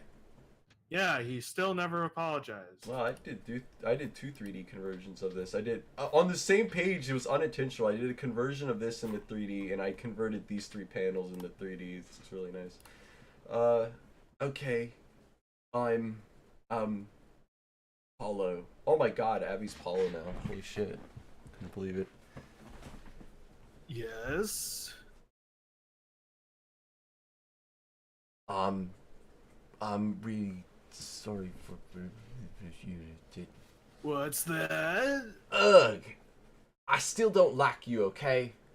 Yeah, I don't like you either. So why would you offer me a ride? It's just the right thing to do, you know? This is the best Paulo when he's just like letting things roll off and he's not, holding grudges, which is uncharacteristic for him. Yeah. You know, the only time that he ever did was because of Abby. Forget it. Wait, Abby, I'm just fucking with you, okay? Before, when I tried to say sorry, we both know Daisy put me up to it. I can be spiteful too, you know, but offering you guys a drive to wherever, it's just me, really. And even if it took Daisy to get me to go out and try to say something, I still meant it. You deserve that much out of me, okay? Okay. I also hope you can forgive me for threatening and assault. Oh wait, that's you. I also hope you can forgive me for threatening and assaulting you. I will once you actually fucking apologize. Get it to me when you do that. I'll try. Well, when you put it that way. Just stop. No. You haven't read Double Down, have you? No. Oh, I think the Thought Police are gonna make another appearance. Oh god. Just saying. We gotta do Double Down. Holy shit! Wait, what's the next one? Actually, no. Double. Yeah, are you talking? Is Double Down the one where it talks about the play? What? No. Oh, okay. Double Down's the one where Mike talks to Daisy in the library. Okay, then no. Oh my god, dude! I don't know if we're gonna get to it in time today, but the next time, So. dude, you're gonna make a whole new Thought Police comic, dude. It's gonna be fucking nuts. Anyway. False Idol's never gonna be done. So, ready to print out those directions? What is it? Thursday? Jasmine said she would be genuinely appreciative if you drove us, and I would also like to take you up on your offer. Aw, big smiley Paulo. You said you don't even like me. Why are you elated? I told you since the beginning. His dialogue works best with a mid-Atlantic accent. Mid-Atlantic? Well, yeah, that just means light British. He said you don't even like me. Why are you elated? You said you don't even like me. Why are you elated? Okay, that's a bit stiff, but it's okay. I get to drive you guys. That's all. I get to drive all over town. I'll bring some gas money. Even better. Even better. Wow. Hooray. Are you ready for the chapter that is... Wait, are we not even going to talk about that chapter? Oh, yeah, sorry. I mean... I'm really excited for the next one. I really like the art in this chapter. I thought it was good. It's about the same as usual. I mean, there's backgrounds. Nice backgrounds are all right. I love Paulo just being happy to help out and wanting to help people out. It's such an endearing character trait. I will say, I do not like page 8's fucking emoji faces in the second panel. That's fucking cringe.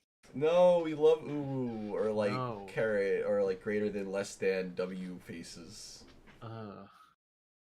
Fucking gross, stupid. I hate it. And also, it's a return of the overly fucking memey faces. Oh, this would be great as a use it as your own little emojis and stickers. Haha, marketable.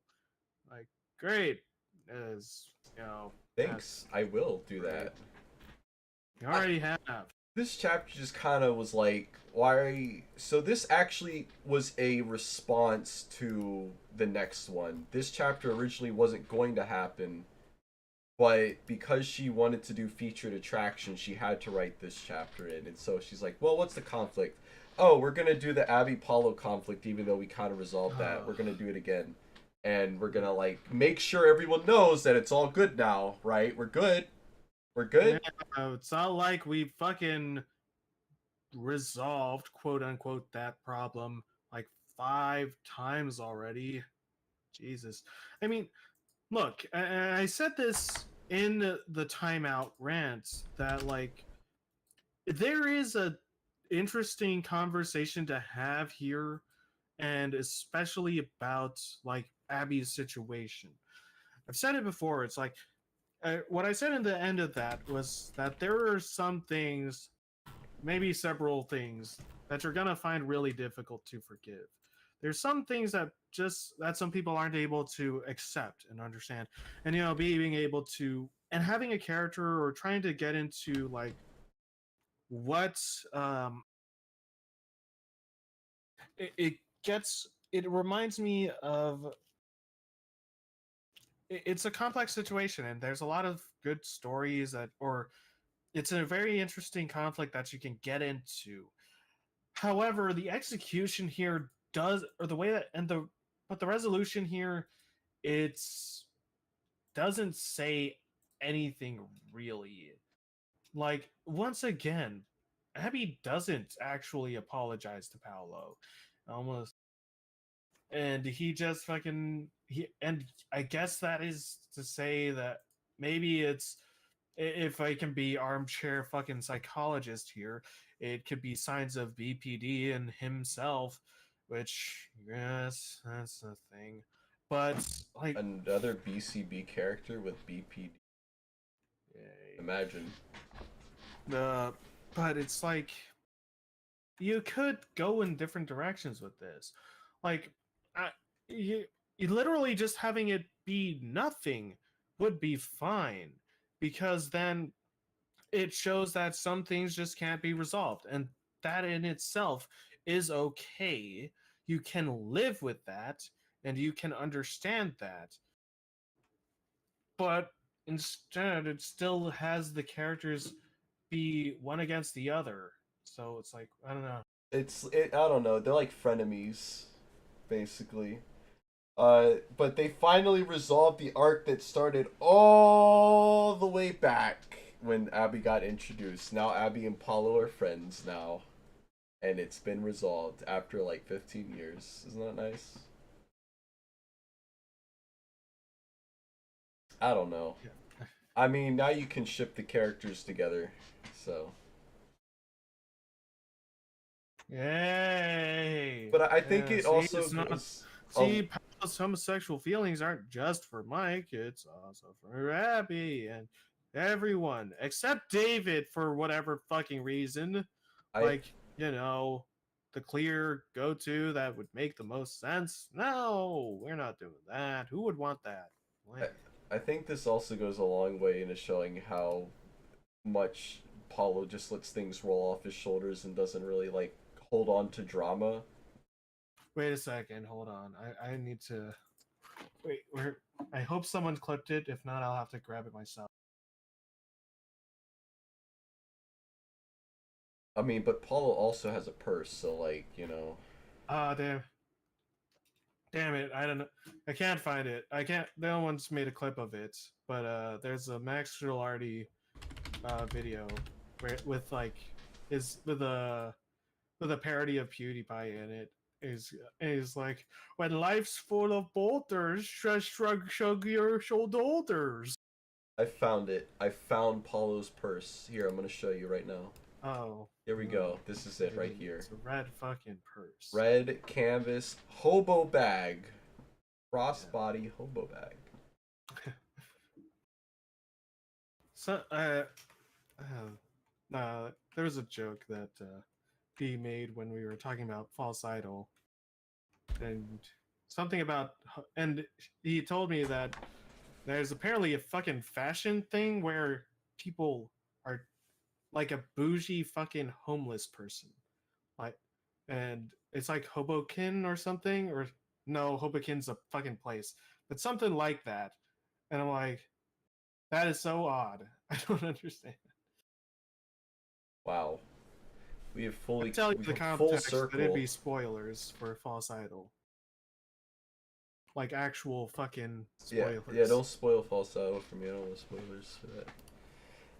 But I don't know. Paul is just he's just the stand-up guy that wants to do the right thing this time, and fucking Teshi has the audacity to tease Paulo or Jasmine x Abby. I don't like that. I hate that. Sure, Abby can we be with Mina? That's fine. We'll let that happen. Yeah, because no one gives a shit about Mina. I don't even know which one is Mina. Let's see. Well, oh, Is it Mina's the one bunny with the girl? big ears. Yeah, the one bunny girl in the school. But You Veronica can say that's a dog, but I am more than certain that that's a fucking bunny. Teshi said that Mina is obsessed with Abby on one of the pages, so.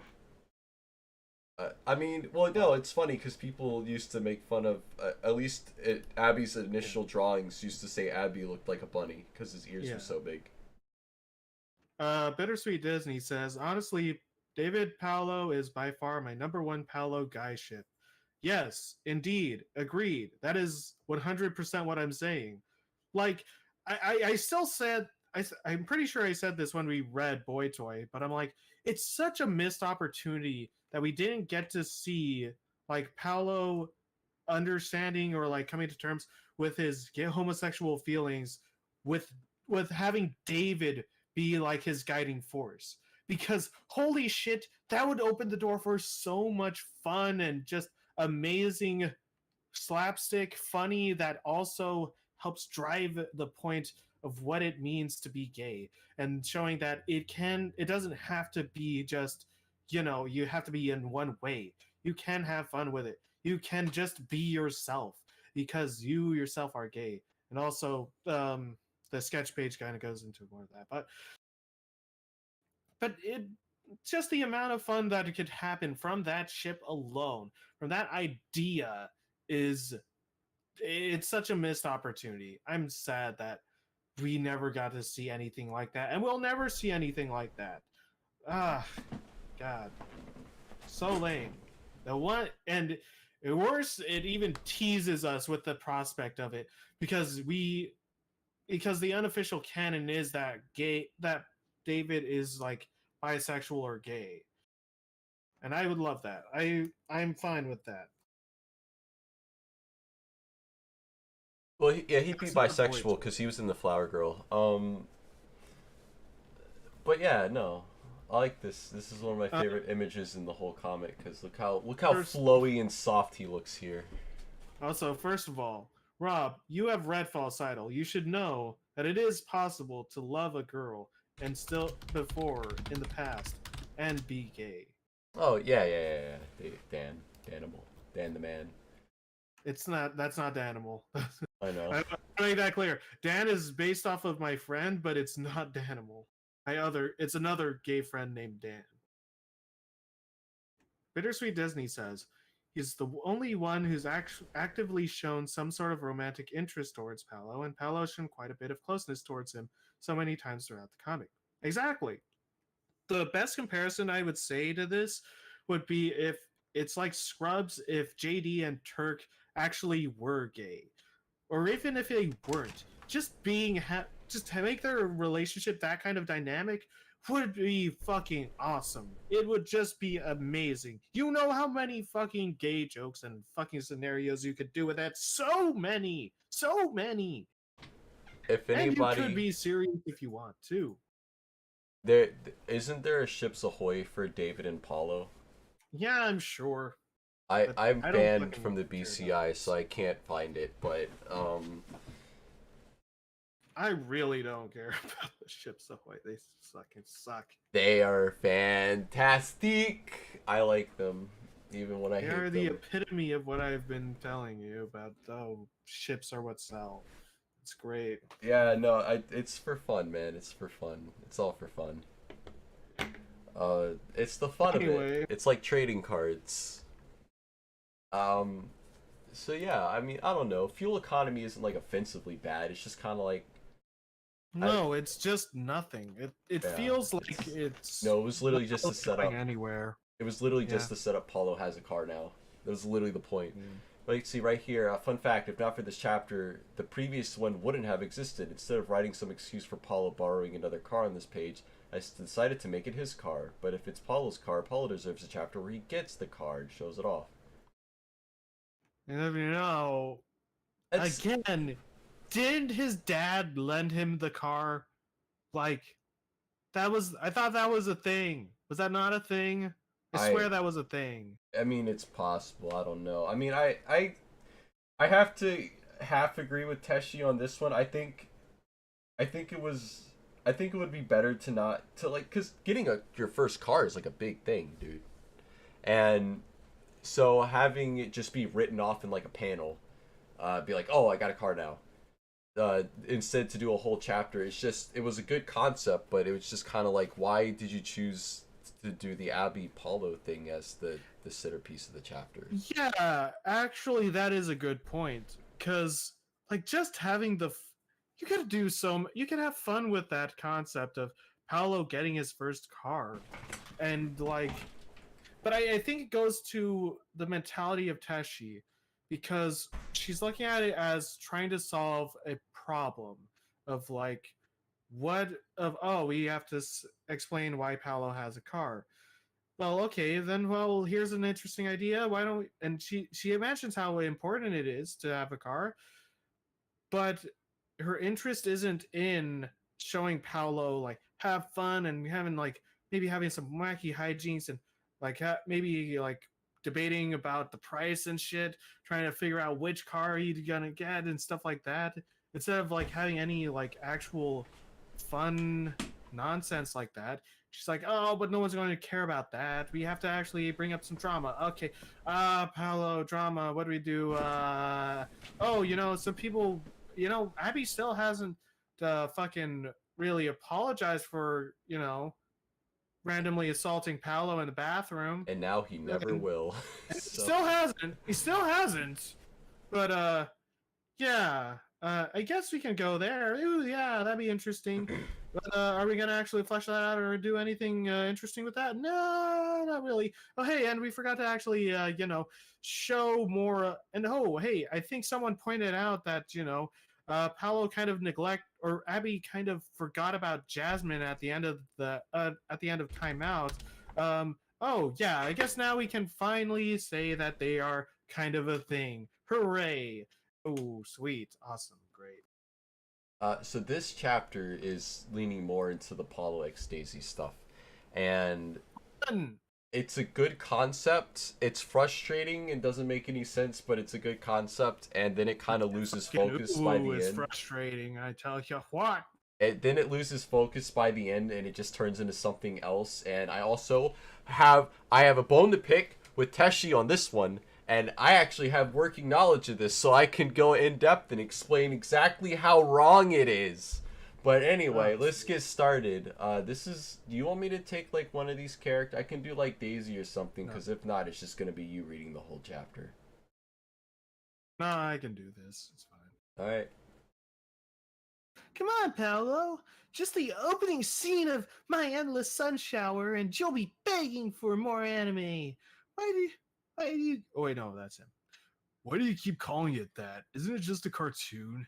No, it's very different and very good. I thought you knew about Kamina. I fucking showed you Kamina. What the fuck are you talking about? Not knowing anime. You didn't What the show him fuck is wrong that. with you? You didn't show him that. I'm pretty no. He may not have like shown him in the comic, but fucking David had been made a Gurren Lagann fucking references in Acapulco. He made Kamina. Are you saying that in the fucking years that these two have been best friends, hanging out together and having fun and talking all the time and showing each other's interests, that David just never showed Paolo his favorite fucking anime. I mean, it's I don't possible see that that. he showed him, No. but Paulo just wasn't interested in it. But he still doesn't fucking call. That's stupid. No, I I don't buy it. I mean, I would go to see an Paolo is anime also, movie with a friend just to be able to hang out with a friend. I mean, you know. yeah, but it's like, but on top of that, like, also Paolo is into like the fucking Power Rangers, and obviously, and that is also Japanese related. He would be. Are you saying he would have some interest in that thing, those things? I'm pretty sure they fucking that he was like fucking into it. In either case, good good enough for Daisy to forget how late we'll be, I hope.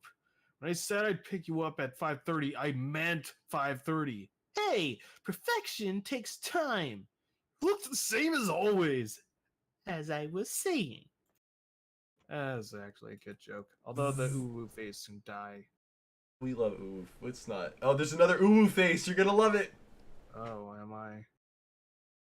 Eh, whatever. I don't really care if I'm late to this movie, but I know Daisy hates missing any second of. Oh, oh, Paolo, you're here. Hey. Hey! I did a 3D conversion of this panel too. Huh? Davy, you're here too? Hey, when did he come? Said we were going to the movies, right? Uh, oh. She thought it was a date. Yeah. She was so excited. I, I guess I must have misunderstood the other day. Guess that was pretty dumb of me. I mean, of course, this wouldn't be like, you know, I just assumed. I'll leave if I want. I'll leave if you want. I swear to God, just let me leave. It's too awkward now. You have to come. I'm not editing this. You're coming, and that's final. What's up with you two? So how did he not pick up on this? Like, how is he this dumb all of a sudden? And then David What do you mean, figures it Paolo out. or David? Like, David immediately figures it out. Yeah, And if we go to the most recent page, the same thing happens, but in reverse. it's comedic effect. Yeah, I know. Ooh, It's like, wait. oh, let I me like try and other find the people. page. She assumes that he's talking about Lucy, and he's like talking about her. Where's that Where's that picture? Where's that fucking picture? I will find it. I swear to God. Is it in here? Oh, fuck. Here, Oh no. where are ya? No, not you. Where's that picture? Where the fuck is that damn picture? Oh, I have it. Ah, damn it. Computer, search. Search for Lucy. Where is it? So, I want pictures of Lucy. One particular. Anyway. Davey, stop! I'm just so happy! Can you guys fucking chill out? I'm about to crash this car! Just come on, and it's because of this she assumes that Paulo isn't interested in her, which leads to the new misunderstanding, even though Paulo is interested in her. There it is. Even Here though Paulo was interested in Lucy also, but not really, but kind of, but no, it's confusing. This is all I can think of when I see that David face. Oh my god. That's terrible. Did Kirby suck up Lucy? No, it's literally that fucking panel from Eternal Flame, but they removed the parentheses eyes from the side. Oh.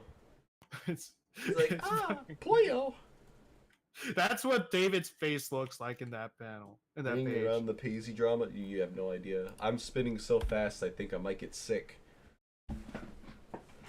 So, is this a sub or dub? Oh, wow. You know all the special words, huh?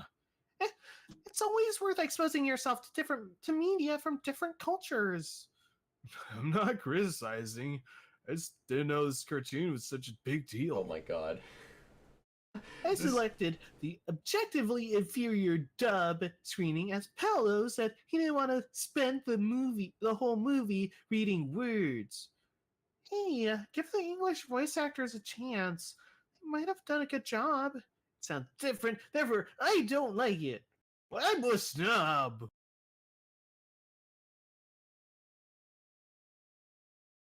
Oh, why is she like looking like that? Is she blushing at Paulo? Like I don't get it. Is she blushing because Paulo like hit on her the last time they talked, which was like a Huh? year, 2 years ago? The Uh, ticket lady. oh, I don't know. Who? Maybe. Who cares? She's like, whoa, Oh, this nerd likes anime like me. Whoa. no. Oh man, but they're almost done with the previews. let's just get straight to our seats. Quickly, quickly. Oh, go on without me. Why? Popcorn. Really? You're fine missing the start of this?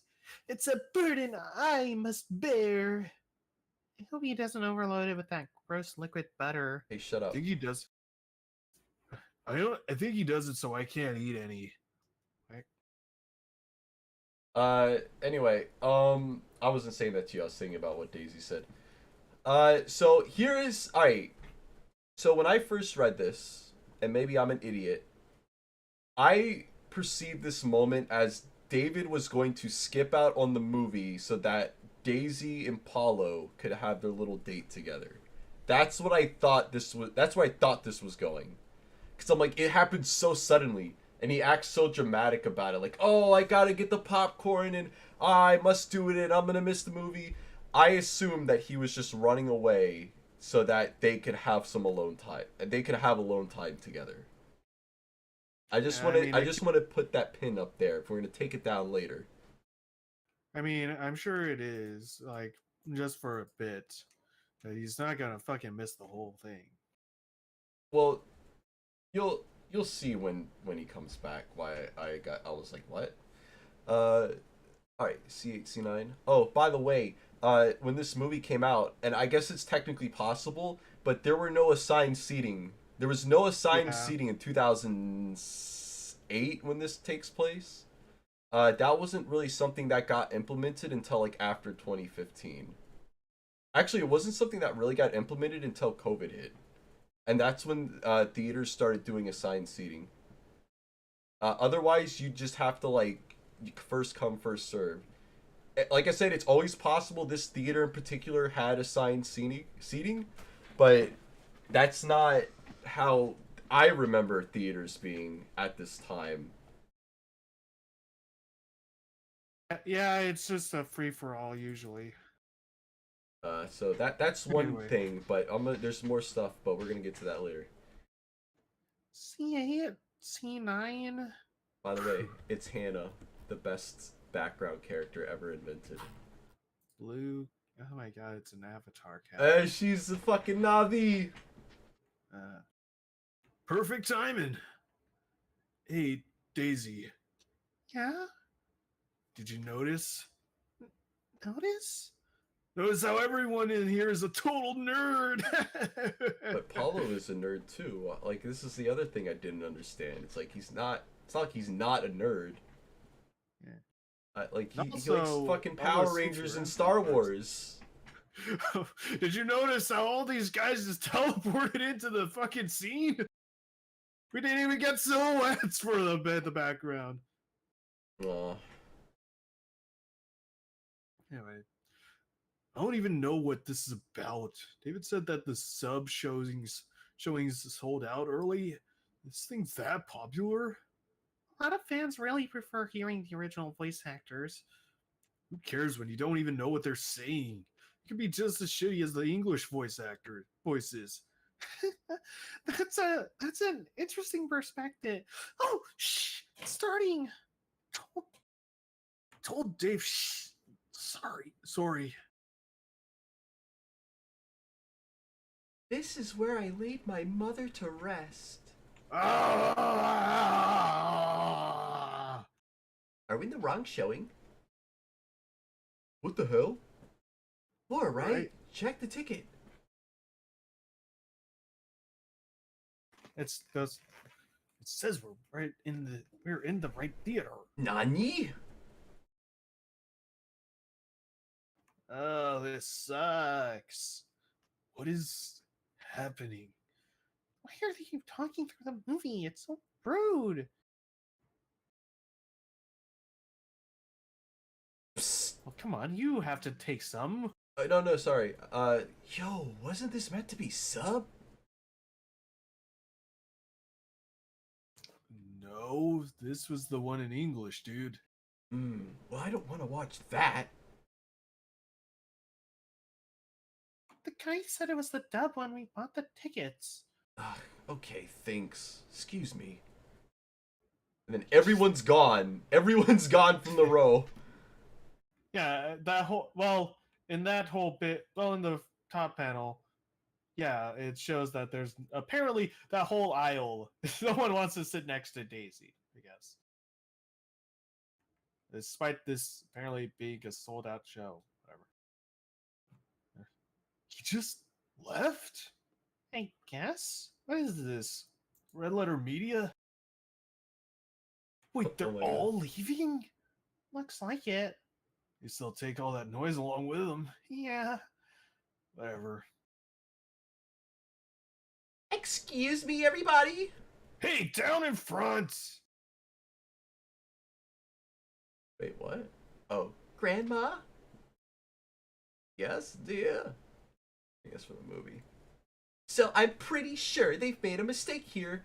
Did everyone check the ticket to see whether it was said sub or dub? Wait. The tickets don't actually say anything. It's true. Well, I, for one, was expecting the sub. That's what I paid for.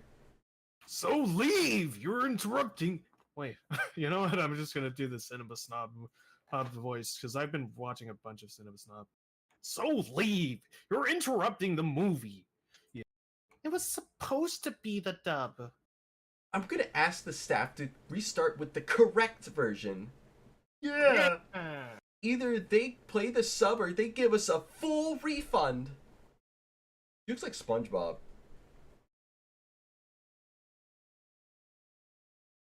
Right? I'm not. She looks like a SpongeBob cat. Am I the only one? Okay. Hey, it's a lot quieter now, at least. Yeah. Sorry about all this. This is supposed to be a really good movie, I swear. Don't worry, not your fault at all. Let's just watch it together. Okay. Look at that. He tilted his head. You see that?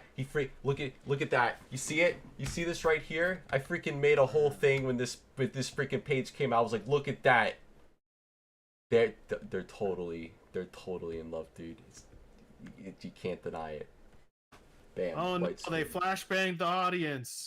Us. Uh-oh. Okay, everyone, we did it. What do you mean, everyone? Everyone left.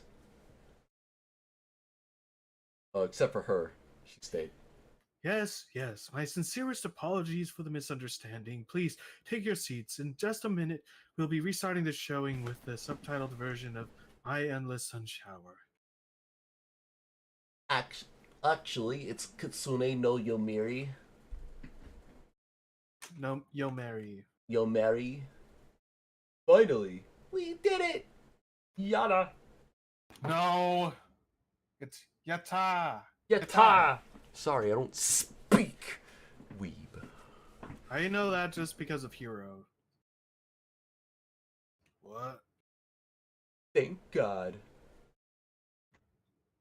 That's Maya's dad. Please don't think we're with them. Uh-oh. Hey there, Tomodachi's! Oh my God. Whoa! Didn't miss a thing! Guess I was faster than I thought! Well, Yeah, so this was I was like, wait, why did he come back? I thought he just made an excuse to not. Anyway, I don't know. uh, Then he came it was back. not Teshi made an excuse to not have him in there. Woohoo! Yay! Yeah! But it's the exact same words. They stopped the whole movie for this? Huh. I thought we paid for the dub. Excuse me? Are they really playing the sub now? Yeah. Guess all you geeks got what you wanted. Um, actually, I have pretty severe dyslexia, so I can't really read subtitled movies. It's really hard to keep track. I could have sworn this was the day they were screening the dub. I'm so sorry. I should have spoken up. It's not your fault. Guess I'll see if anything else is playing. I'm sure they'll have another day you can see the dub, right? Nah, this is one of those limited release films. Pretty sure this was the last week they had scheduled. Oh well.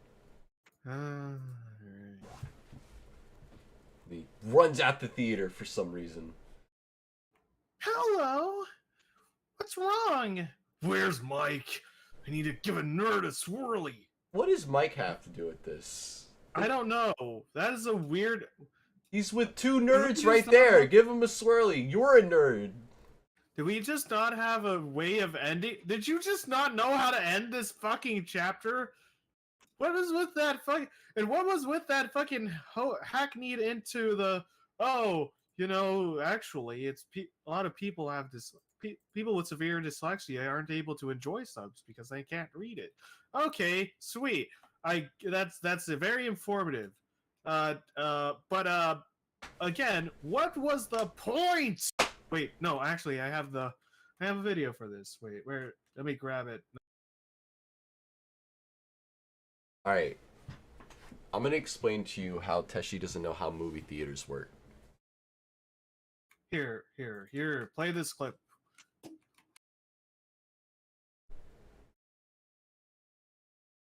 What was the point?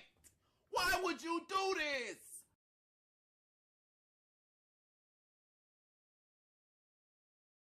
My honest. Hey yo. I just also, I just wanted to point out because on this for the debate of subs versus dubs or whatever, I really couldn't give less of a shit. I don't actually watch anime, but I do watch one guy who reviews anime named Bennett the Sage. He's a really great guy. I love his content, and it's the only way that I know anything about anime. And he made a great point about subs versus dubs, and that why are you on my channel? What?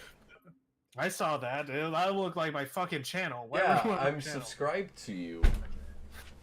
Anyway, the thing was like he did an experiment, and because whenever he reviews anime, he always uses the dubbed version, and he explains the reason why is because it allows him, because that way it gives him more to talk about, and there's much more to actually dissect in terms of the anime when you're able to actually when you're paying attention to the voice acting, because that way you're able to understand the writing and that sort of thing. Whereas with the subs, because it's kind of filtered, it could be filtered, there could be a bad translation and something like that. Whereas a dub, that's the official way that it's meant to be, so that's kind of how it's supposed to be, and so you can judge the art from that point of view. But one thing that he pointed out was also that if you're doing a sub, the animation is constantly moving because it's animated. It's constantly doing things, and so if you're spending even a little bit of time, or what you think is a little bit of time, reading the text on the bottom and to understand like what's being said and what's going on, you're not fully appreciating the actual art and the actual visuals of the screen, because your eyes are constantly having to focus on the bottom in order to be able to tell what's being said. he did an experiment where and the reason why he did this was because he was reviewing some Christmas anime and it only had a subbed version. There was no dub. And so he did an experiment where he like asked where he got his friend or something and asked him to look at this like 10 seconds 10-second clip of like this that was going on in this church. And while there was dialogue being said, and he's like, okay, watch the scene and then tell me and then describe what was in that church. What was the scene? What was the atmosphere? What was happening? And they couldn't give a detailed description of what was actually shown on the screen because they had to look on the bottom to read the dialogue. And it's an interesting prospect, and it's an interesting aspect of the debate of subs versus dub, because you're not able to really appreciate the art in that way if you can't.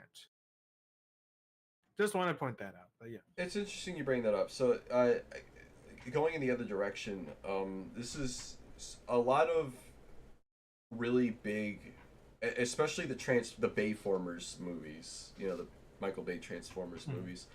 The reason why they're so light on plot, or like, you know, the story doesn't really matter and it's a lot of spectacle, is because when it gets a Chinese release, the less people have to read the subtitles or have to follow the story, the more people are going to enjoy it.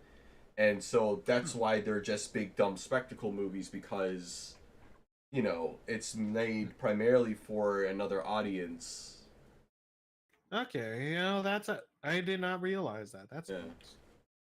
And that's if the it's Chinese fucking version gets cynical, subtitles. capitalist as fuck, but No, that's literally the reason. And sometimes they don't even get subtitles, so it's like the less, you know, actual story you have, the better it is. I'm missing out as much. Yeah. Yeah. But now it's the time where I get to push my glasses up and say, well, actually, Teshi, this is not how motion picture theaters work. So, this is 2008. There's a possible chance that they had digital projectors at this time. But if they were using a film projector, there's no way they could have switched the movie over like that. It would have been a whole drawn out process where they had to unspool the movie and rethread the new version back through the projector. I've seen what the actual film projectors look like, and they're very complicated. Unfortunately, I can't take any pictures of it, or the one we have at work. You can look up an image of Yeah. like film projectors and stuff like that. But yeah, I know like and of course I'll refer to Fight Club for this, but like one of the things with old school fucking projectors was that there's actually two of them in there, and you'd have two projectors at the ready because you'd only have enough film for maybe one half of the movie, and then so you'd have to get the projector a prompt, like the little spot on the corner, in order to tell the projectionist to switch to the other reel, because you're running out of film on the first one. Yeah. So there's a whole like, complicated thing for it. There's no way they could have just switched it over instantly.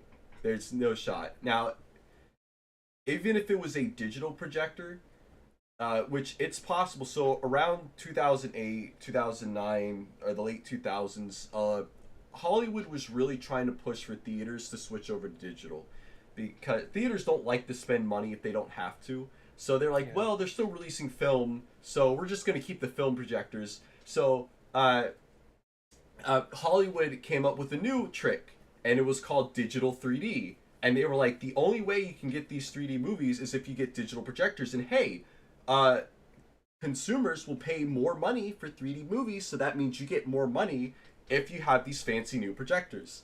So a whole bunch of theaters basically were forced to upgrade to digital projectors at around this time. Now, it was 2008, so very few theaters actually had the digital projectors at this point. But assuming that Roseville does, and Roseville seems to be like a pretty... Everything.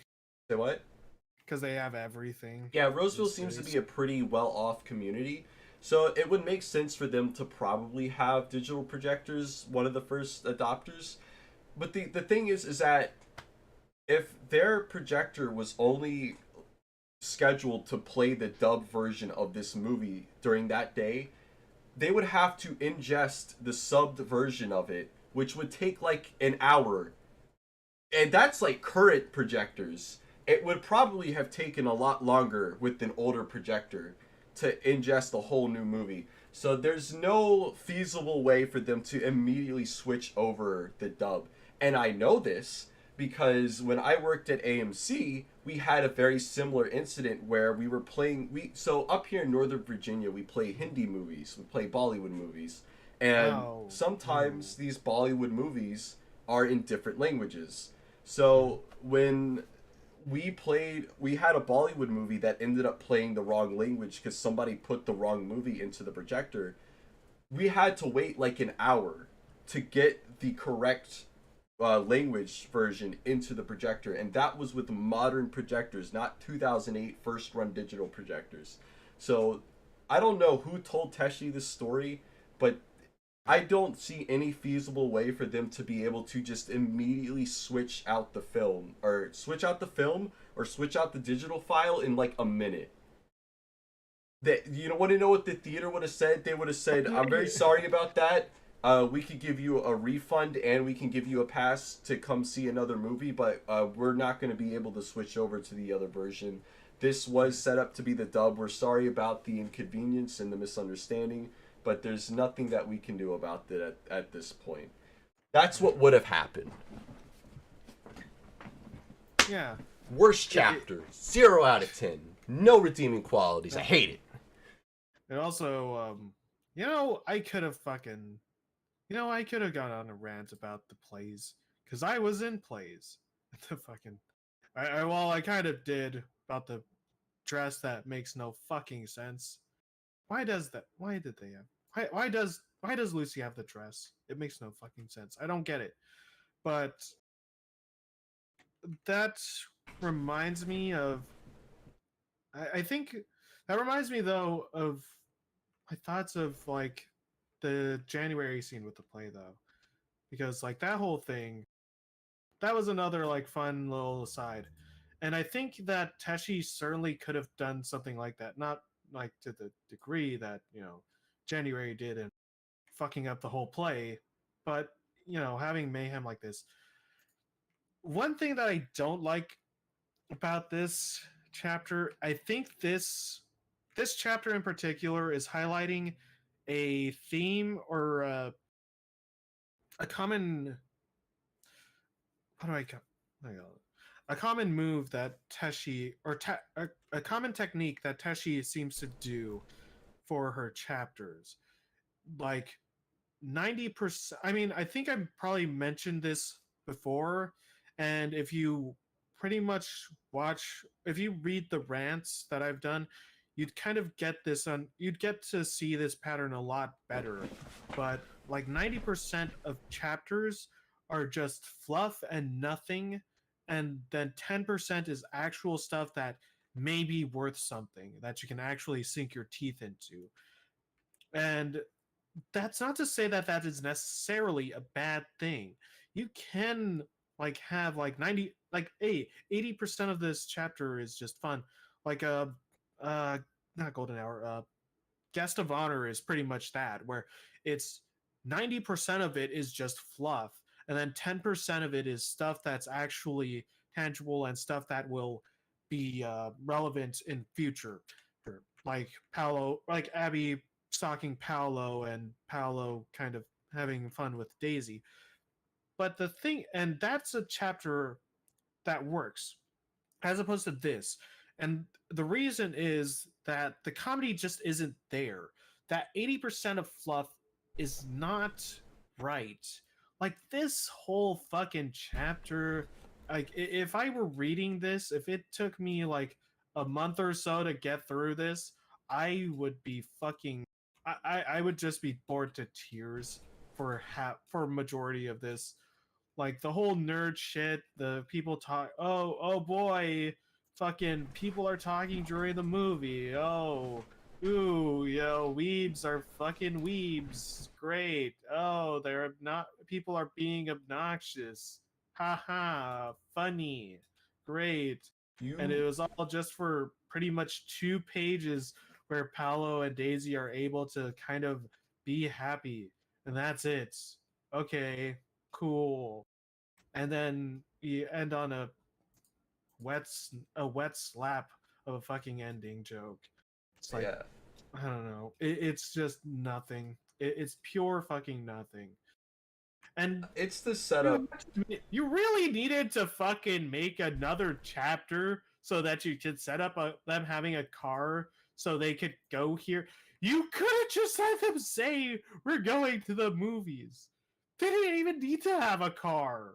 What? This They didn't need a car in the fucking early chapters. well, this is to I think. Well, one, I think that she wanted to give Paulo more autonomy and to be like, oh, this is another reason why Daisy idolizes him or likes him so much because he's like independent and he's got his own car and he's like getting out there. Because this chapter is 100% there to show that Daisy, full stop, there is no question about it, she likes Paulo. Like, has feelings for him. There's no gray area. There's no way around it. She actually likes him. For real this time. Cool. Follow-up question. Are we going to do anything about that? I mean, eventually That's Paulo what I does the thought, same thing. yeah. No, because it happens on this page, the most recent page. He says that he doesn't say who he's talking about, but we know he's talking that Daisy is the one that he likes now. Oh. But we don't know why, and I don't know if he's ever gonna say it by the end. This teaser is so misleading. I know it's not gonna be what I think I want it to be. You think on the next page, Paul's just gonna say, "Screw it, Daisy, you're the one that I like." He's not gonna say that. I don't think at all. Especially for new pages.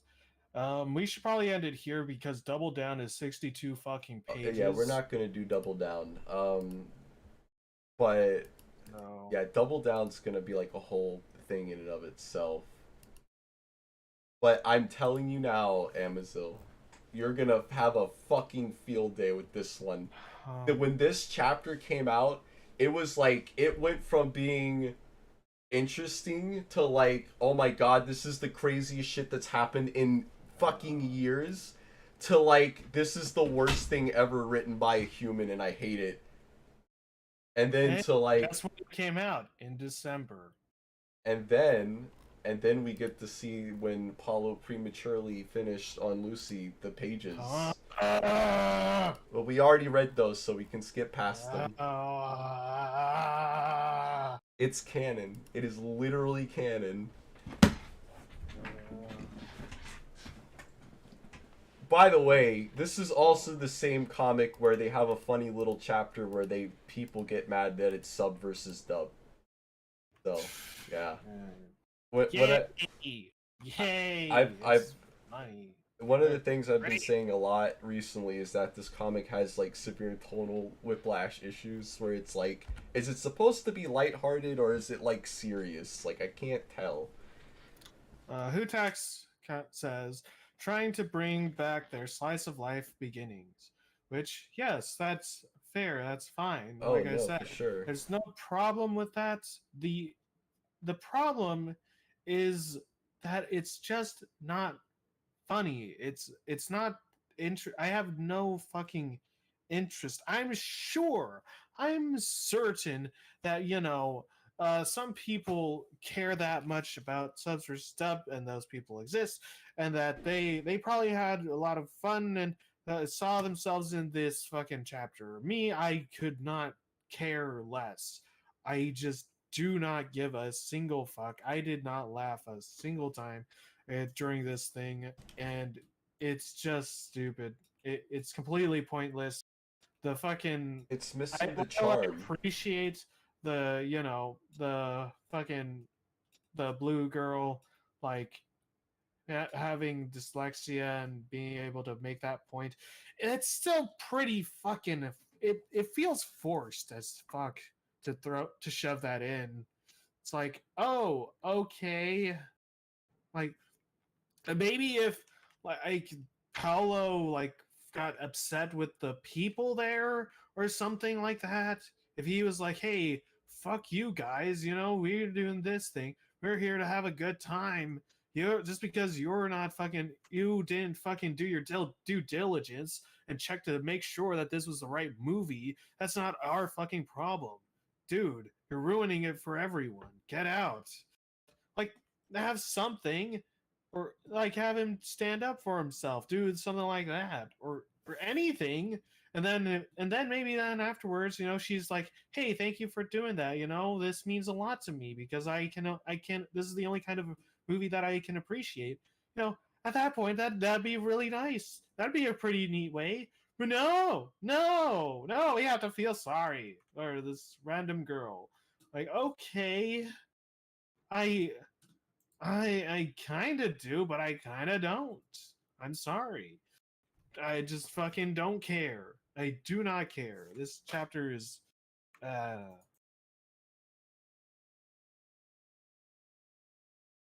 Yeah, I mean, I think the it's missing the charm. It's trying to. I appreciate her. She's very much trying to recapture the charm and the lightheartedness that was the original, you know, chapters. And there's even a movie chapter. You know, it's one of the first chapters, like chapter fucking what the fuck? Off to the movies, chapter 12. But the problem is there's so much baggage now to these characters. There's so many elephants in the room that there's no. You're like cautiously like, okay, is this going to be lighthearted? you're constantly aware of the knife that's hanging behind your back Yeah, because it's coming. and it came. Oh, like she kind of twists the knife, or she kind of shows the knife early on when Paulo doesn't get that she thinks that was date, uh, but then it's like the rest of it's like, well, what's the point of the rest of it then? Like you already, and there's no resolution to that. It's just the setup that she has feelings for him. Yeah. Honestly, the last chapter and this one could have been combined into one chapter, and you could have like gotten rid of the Abby stuff, and you could have like maybe expanded more on the Daisy stuff. I don't know. Yeah. Like just have the fucking characters sit down and talk about how they feel. Just Hey, have a that's out. scene where Daisy, like, they don't talk about how they feel to the characters they need to talk to about how they feel. There's no scene where Daisy just sits down and says, Paulo, I like you a lot. You know, I don't know if you feel the same way, but there it is. We don't get that because we got to pussyfoot around it for the next 20 years. Again. I don't know. But like we've been doing for the last 15 years. But you know, at this point, it's like basically confirmed that she likes him. It wasn't confirmed before. Yeah. And it was great. You spent you wasted 90% of our time on this chapter to tell us that. Great. Oh my god, Double Down is Could so like insane. made that more interesting, give it more like make it more conflict or something, but no, that's fine. God, this chapter took so long to get to because this is the one I was reading in real time. It went all the way from December of 2021 to fucking May of 2022. Hey, wait a second. Go back to that fucking bit with Lucy in the hood. I just want to make No, sure it's something. not here. the same color. Yeah, that like It's like wait. gray in the original. Oh, I hope. I hope to God that's not my doing. You know why? Because you know January, right? Yeah. And how the way to describe to show that January Lucy is January Lucy is that she wears the gray hoodie. She wears the gray pullover. And that's implied that she got that from, and she only starts wearing that after the play because that's where she got it. She just never took it off. Or actually no, she wears it I think during the Just Beautiful. But still, Oh That God. wonder. Yeah. I can't help but wonder because I don't know why you would change the color like that. Also, stop looking at that page. Stop it. These It's words right gross. here. Hate it. No. Every Gross. time. Gross. Look at this That photograph. Every Ugh. time I see it makes me laugh. Every time I see it, I want to fucking die. I'm gonna. Oh. Uh, I can the thing you know what the crazy thing I can see it in my head. I can't unsee it. I don't want to see it in my head. I can see rather not. the scene play out in my mind's eye. Uh, uh, I should make. Damn it! I'm gonna have to make that fucking follow up Oh. just so I can have Rachel giving Lucy that tongue lashing that she deserves. You just I just Look, there's one thing that I wanted to bring up, or if I never get to make that comic, there's one point that I want Rachel to point out to Lucy, or no, Sandy points it out to Lucy before at the end of the scene when Rachel walks out of the room because she's like, I'm fat enough, I'm done with this.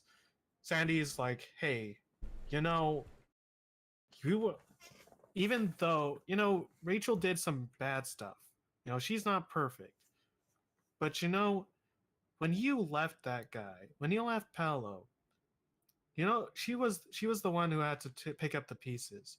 She was there for him when you weren't, and he held on to that. He held on to you for that entire time, and for you to tell him that it meant nothing.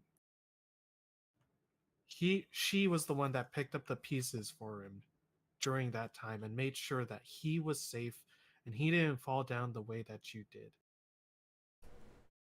She may be bad, but you are the worst thing ever. Hmm. Well, that was the featured attraction. I don't like this chapter. It kind of just it starts off like focused and then it kind of falls apart at the end, and I'm like, I don't. Yeah, it falls apart during the halfway point. Yeah. Like, it. It stops being about the drama between Paulo not understanding Daisy's signals or Disney misunderstanding Paulo, and then it turns into, sub versus Just dub fucking weebery. take over the whole chapter, and it's, and I get it. Like it'd be a funny joke if it was like for just one bit, but the fact that it keeps going on is just so obnoxious and distracting. And I get that that's probably the point, but it's just pointless. It feels pointless. It might have been interesting if we got to see more of like Paolo and Daisy like trying, like Paolo being like, hey, like actually doing something, or the characters like interacting with this more, other than them like, oh, this is obnoxious, isn't it? Yeah, it is. And then, oh, they're back. Okay, great. Well then, hey, we're still obnoxious. And Paolo's like, you were obnoxious. Daisy's like, you're obnoxious, we're gonna leave. Cool. Anything at all. No. He's gonna give Mike a swirly. If I could like suggest a drawing to Teshi, I would be like, show when Paulo actually gives Mike that swirly. Paulo actually does the swirly. What if this happened? What if this happened right here? What if Paulo went to Hannah and was like, hey babe, will you be my endless sun shower? What would you do? No, that's no, that was sunflower that I was thinking of. Ah, well, you know what? We love our ships here. I mean, I do, at least. But the next chapter, which I'm very sorry, Hutax, we won't be getting to it today. We could get to it tomorrow if you want, Amazil. Yeah, I'm free tomorrow. Same bat time. Oh my god, that shift starts at 5. Actually, I don't know. I gotta go to work at 3 tomorrow, so we might not have enough time to do it unless we start it at like early your time. I don't want to do that to you. When you said you work Thursday? Friday actually. All right. So Thursday I will probably, maybe, possibly be free, and we will pick this back up, and we will find out who truly, what double down means, Uh, and we're gonna we're gonna see the thought police are gonna show up. It's gonna be great. We're gonna have forced PTSD drama that was never in the comic before until now. Because remember, Alejandro is a thing, even though Lucy could just beat the shit out of him again if she wanted to. even though we had a whole fucking chapter about that Oh not yeah, we're too doing it long again. ago. We're doing it again. We're doing it again. Again! Yeah, we had one PTSD chapter, but what about second PTSD chapter? What about Paulo flip flop? You want to see a character flip flop in the same chapter 3 times? Do you want to see? Do you just want to be confused about character motivations? Do you want to see? I actually owe Double Down a lot. Because if it wasn't for Double Down, I wouldn't have changed up my content style and I would have still been doing the same boring shit. But because this chapter was so insane, I was like, I gotta talk about this. I gotta talk about the things that happened that I won't spoil for Amazil.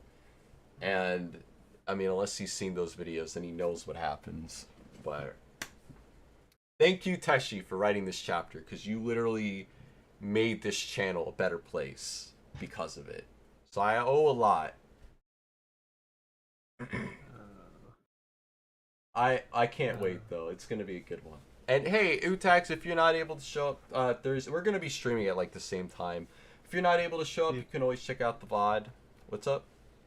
Oh yeah, I was gonna say that the streams are available on the channel if you look at live, The at the live tab. the other thing is, and I want to mention this quickly, we have actually. I want Amazon. Do your final thoughts before we get into that stuff. On which? Well, have you said everything you wanted to say about featured attraction and fuel economy? Yeah. Yeah, pretty much. I mean, there's nothing to really talk about. It goes again to what I've been saying a lot. Well, it's what I was saying about Witch Hunt, of like, you'll get a bunch of like nothing chapters and then finally get the big chapter that we have something to talk about. Well, you get two of them. You have two chances at it. We did get to Burnt Bridges, which did have more substance to it. Wait, and again, got to bring up the Thought Police, which is great. I still love that joke. That's a great joke. But that was the most substance that we got, and it still has that fucking, oh god, the fucking Lucy kiss, which I hate on a personal level, just because it's one, it just it felt like recycling, and it's something that I really didn't want to see in Augustus. I know that a lot of people probably like to ship Lucy with Augustus, but I have always maintained that they're best as a bro TP. Like, they're best as just friends and caring for each other and supporting each other. That's how it should be, because Lucy needs a strong someone to keep her in check, someone who is able to handle her and look past her bullshit and make sure that she's able to like not fall into the same problems that she had in wanting to find love like this. That's the that's what Augustus is supposed to be. That's one of the things that made his character like really interesting and really important in as a dynamic for Lucy. It's not just that these two are fucking sassy to each other and whoa we're riffing and shit. It's that it's that Augustus is the one person that's able to like treat her like a person and or not treat her differently or not give her too much slack because of what she's done or stuff like that. He's still able to keep her grounded, and that's the strength of them. And to have them be in a relationship, trying with Lucy like trying to force herself onto him again. It's like, no, that's very wrong. It's and also on top of that, I'd be remiss if I didn't point out what I'm sure our boy Merc would point out, in that the power dynamic between the two is very apparent, and the thing of uh you know uh Augustus very much equating it to rape, which is fair, and but it's still very uncomfortable. It makes the scene that much more uncomfortable. I just, ugh. That aged poorly. Uh, The cursed image of a pregnant Lucy getting married to Augustus also has the priest holding a book that says Kanye. Oh no! What have you done? Wow. Hootak says, I agree. Those two need to it's bro TP rather than romantically be involved. Totally not because I love Augie with Daisy or anything I like think that. Augustus and Daisy. Oh, would if be you like great. Augustus with Daisy, then you're gonna love False Idol. There's a chapter made just for you, bud. Go read it. Augustus and Daisy is legitimately great. I think they should be given an opportunity to explore their It has feelings. potential. That's what I. Oh, well, you can read it later. It's fine. Tumblr.com/falseidol-comic.com. I posted a link. They can scroll up and get the link. But nonetheless, before we move on, I just want to say the thing about Augustus X Daisy is that, yes, it is on the surface, it's bad. It is terrible. There are a lot of bad things that can come from that. There's a lot of Oh my things. God. However, there's also potential for the growth of both characters in it, and you can definitely do a whole lot with it if you wanted it to with this direction. You can make the what I did in False Idol is that this is like Daisy's independence streak. She's wanting to go out and make a mistake for herself, to learn from it, to be a better person, to make a mistake because it's the choice that she made. Even if even if it doesn't work out, she wants to make it because she knows that there maybe later on, further on down the line, years past, she's gonna look back on this and wonder how bad could it have been? Would it really have been so bad? And what was it missing? Yeah. But yeah. There, Augustus and Daisy's dynamic was great because I think Daisy was the catalyst for him turning good. Yeah. 100%. Because that was like the first time someone had, I think since Melanie, where someone had actually legitimately cared about him and showed him kindness. You gotta remember, his parents didn't give a shit about him, and after Melanie left, all he had was Augustus's abuse. And I think that's why he turned a new leaf and decided not to turn them over, because he didn't want Daisy to get hurt. And then other reasons, but I think it should have been able to sail. It just sucks that it didn't. It just is the worst. Nah. There's still hope. I think hopefully Lucy can bring something out. I don't know. It's not gonna happen. Paulo and Daisy have already admitted. Look, at the very least, like, oh my god. Oh my god, I just thought of a terrible, terrible thing. Oh fuck, I think I know how it's gonna end. Augustus is gonna get jealous of Daisy, isn't he? No, they wouldn't do He's that. gonna rat. Wouldn't do that. Would not do that. Because he's already seen this before, though. Like, he already said, I know that she's smiling from afar, and that's enough for me. He's not going to get jealous. Not at this point. Oh, and you're saying that they're not gonna walk back points like they haven't done it 10 fucking She times? had all that time with Abby, which I think Augustus would be more burned by her ending up with Abby than Paulo. He doesn't really have an opinion on Paulo. He just realizes that ship has sailed. Maybe Melanie will show up again somewhere. I don't know. Fucking knows. God.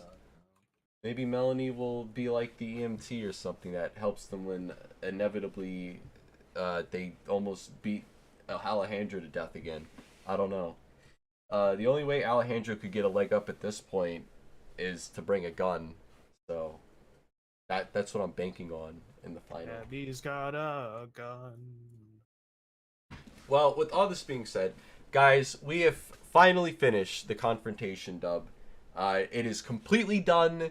Like, there's no audio mixing. There's no nothing. All of it's finished. It's ready to go. And we're going. And I have a video up next week, probably on Sunday, since I want to get, like, 2 actual videos out. Because I do have a new channel trailer that's coming out. And I'm going to be talking more about that. But we're going to be doing a premiere night next Saturday on the 21st at not at night. It's going to be at 3 p.m. Eastern Standard Time. And it's going to be in VR chat. You do not need a VR headset to play What? VR chat. What? What? We're in VR chat? Well, the reason for it is because VR chat has like a movie theater where I can like do a premiere and like a virtual premiere. And we can have like people from the community come out and join us, and we can like talk about it and enjoy it.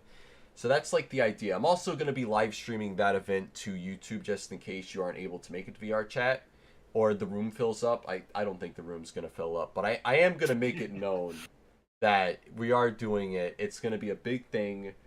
But I don't Amazel, have you seen the full completed dub yet? I don't think you have. Probably not. I haven't can seen enough of it. I can show No. you after we end stream if you No, have time. it's fine. I can watch it with the rest of them. I am nothing. I'm not special. Yes, you are. You're I one of the don't voice actors. I literally have sent out the unlisted link to all the other voice actors, and was like, "Hey, this isn't public yet. Don't share it with anyone, but here it is." I mean, you probably did send it, but I haven't watched it. Oh, I haven't sent it to you. I thought you had like seen it when I was doing the final editing mix. I mean, yeah, in those ways, I probably have just practically seen it all of it, but But we're very, very excited. We put in so much work. It took a whole year to make, but that's mainly because we couldn't find a Lucy. But we have a Lucy now. She's really, really good. She's like spot on. It perfectly encapsulates the character. The right amount of bitchiness and vulnerability that Lucy ping-pongs betweens. So we're looking forward to that and future projects. But that's all I have to say. What? oh, I think I got to hang out with her. I think that's her. I don't know if they're together, but is it her friend in New Jersey Wait. when I was on vacation? Oh, Serena and Fire? Siren on Fire. Siren on Fire, yeah. Yeah, you know her then. Her husband like plays guitar or something. They do like audio stuff. Maybe Alex then. Yeah, Maybe. she did a great job, and I'm very happy and excited. But anyway, he was always tired of Daisy always taking Paulo's side when Paulo teased Abby. Also, I am passively working on creating cringe again. What do you mean you're creating cringe? You never done that. Yes, I have. As you are always one to remind me of it. What, me? Yes. What are you talking about the comic dubs? No. The song. Oh right, the song, the secret song. Well, we're gonna end stream, and I'm gonna I talk to you. basically have half a chorus. And I'm working on the verses. Awesome. All right. Goodbye, everyone. We'll see you Thursday for a double down. That's gonna be another big one. That's gonna be a fun one. A lot happens in that, and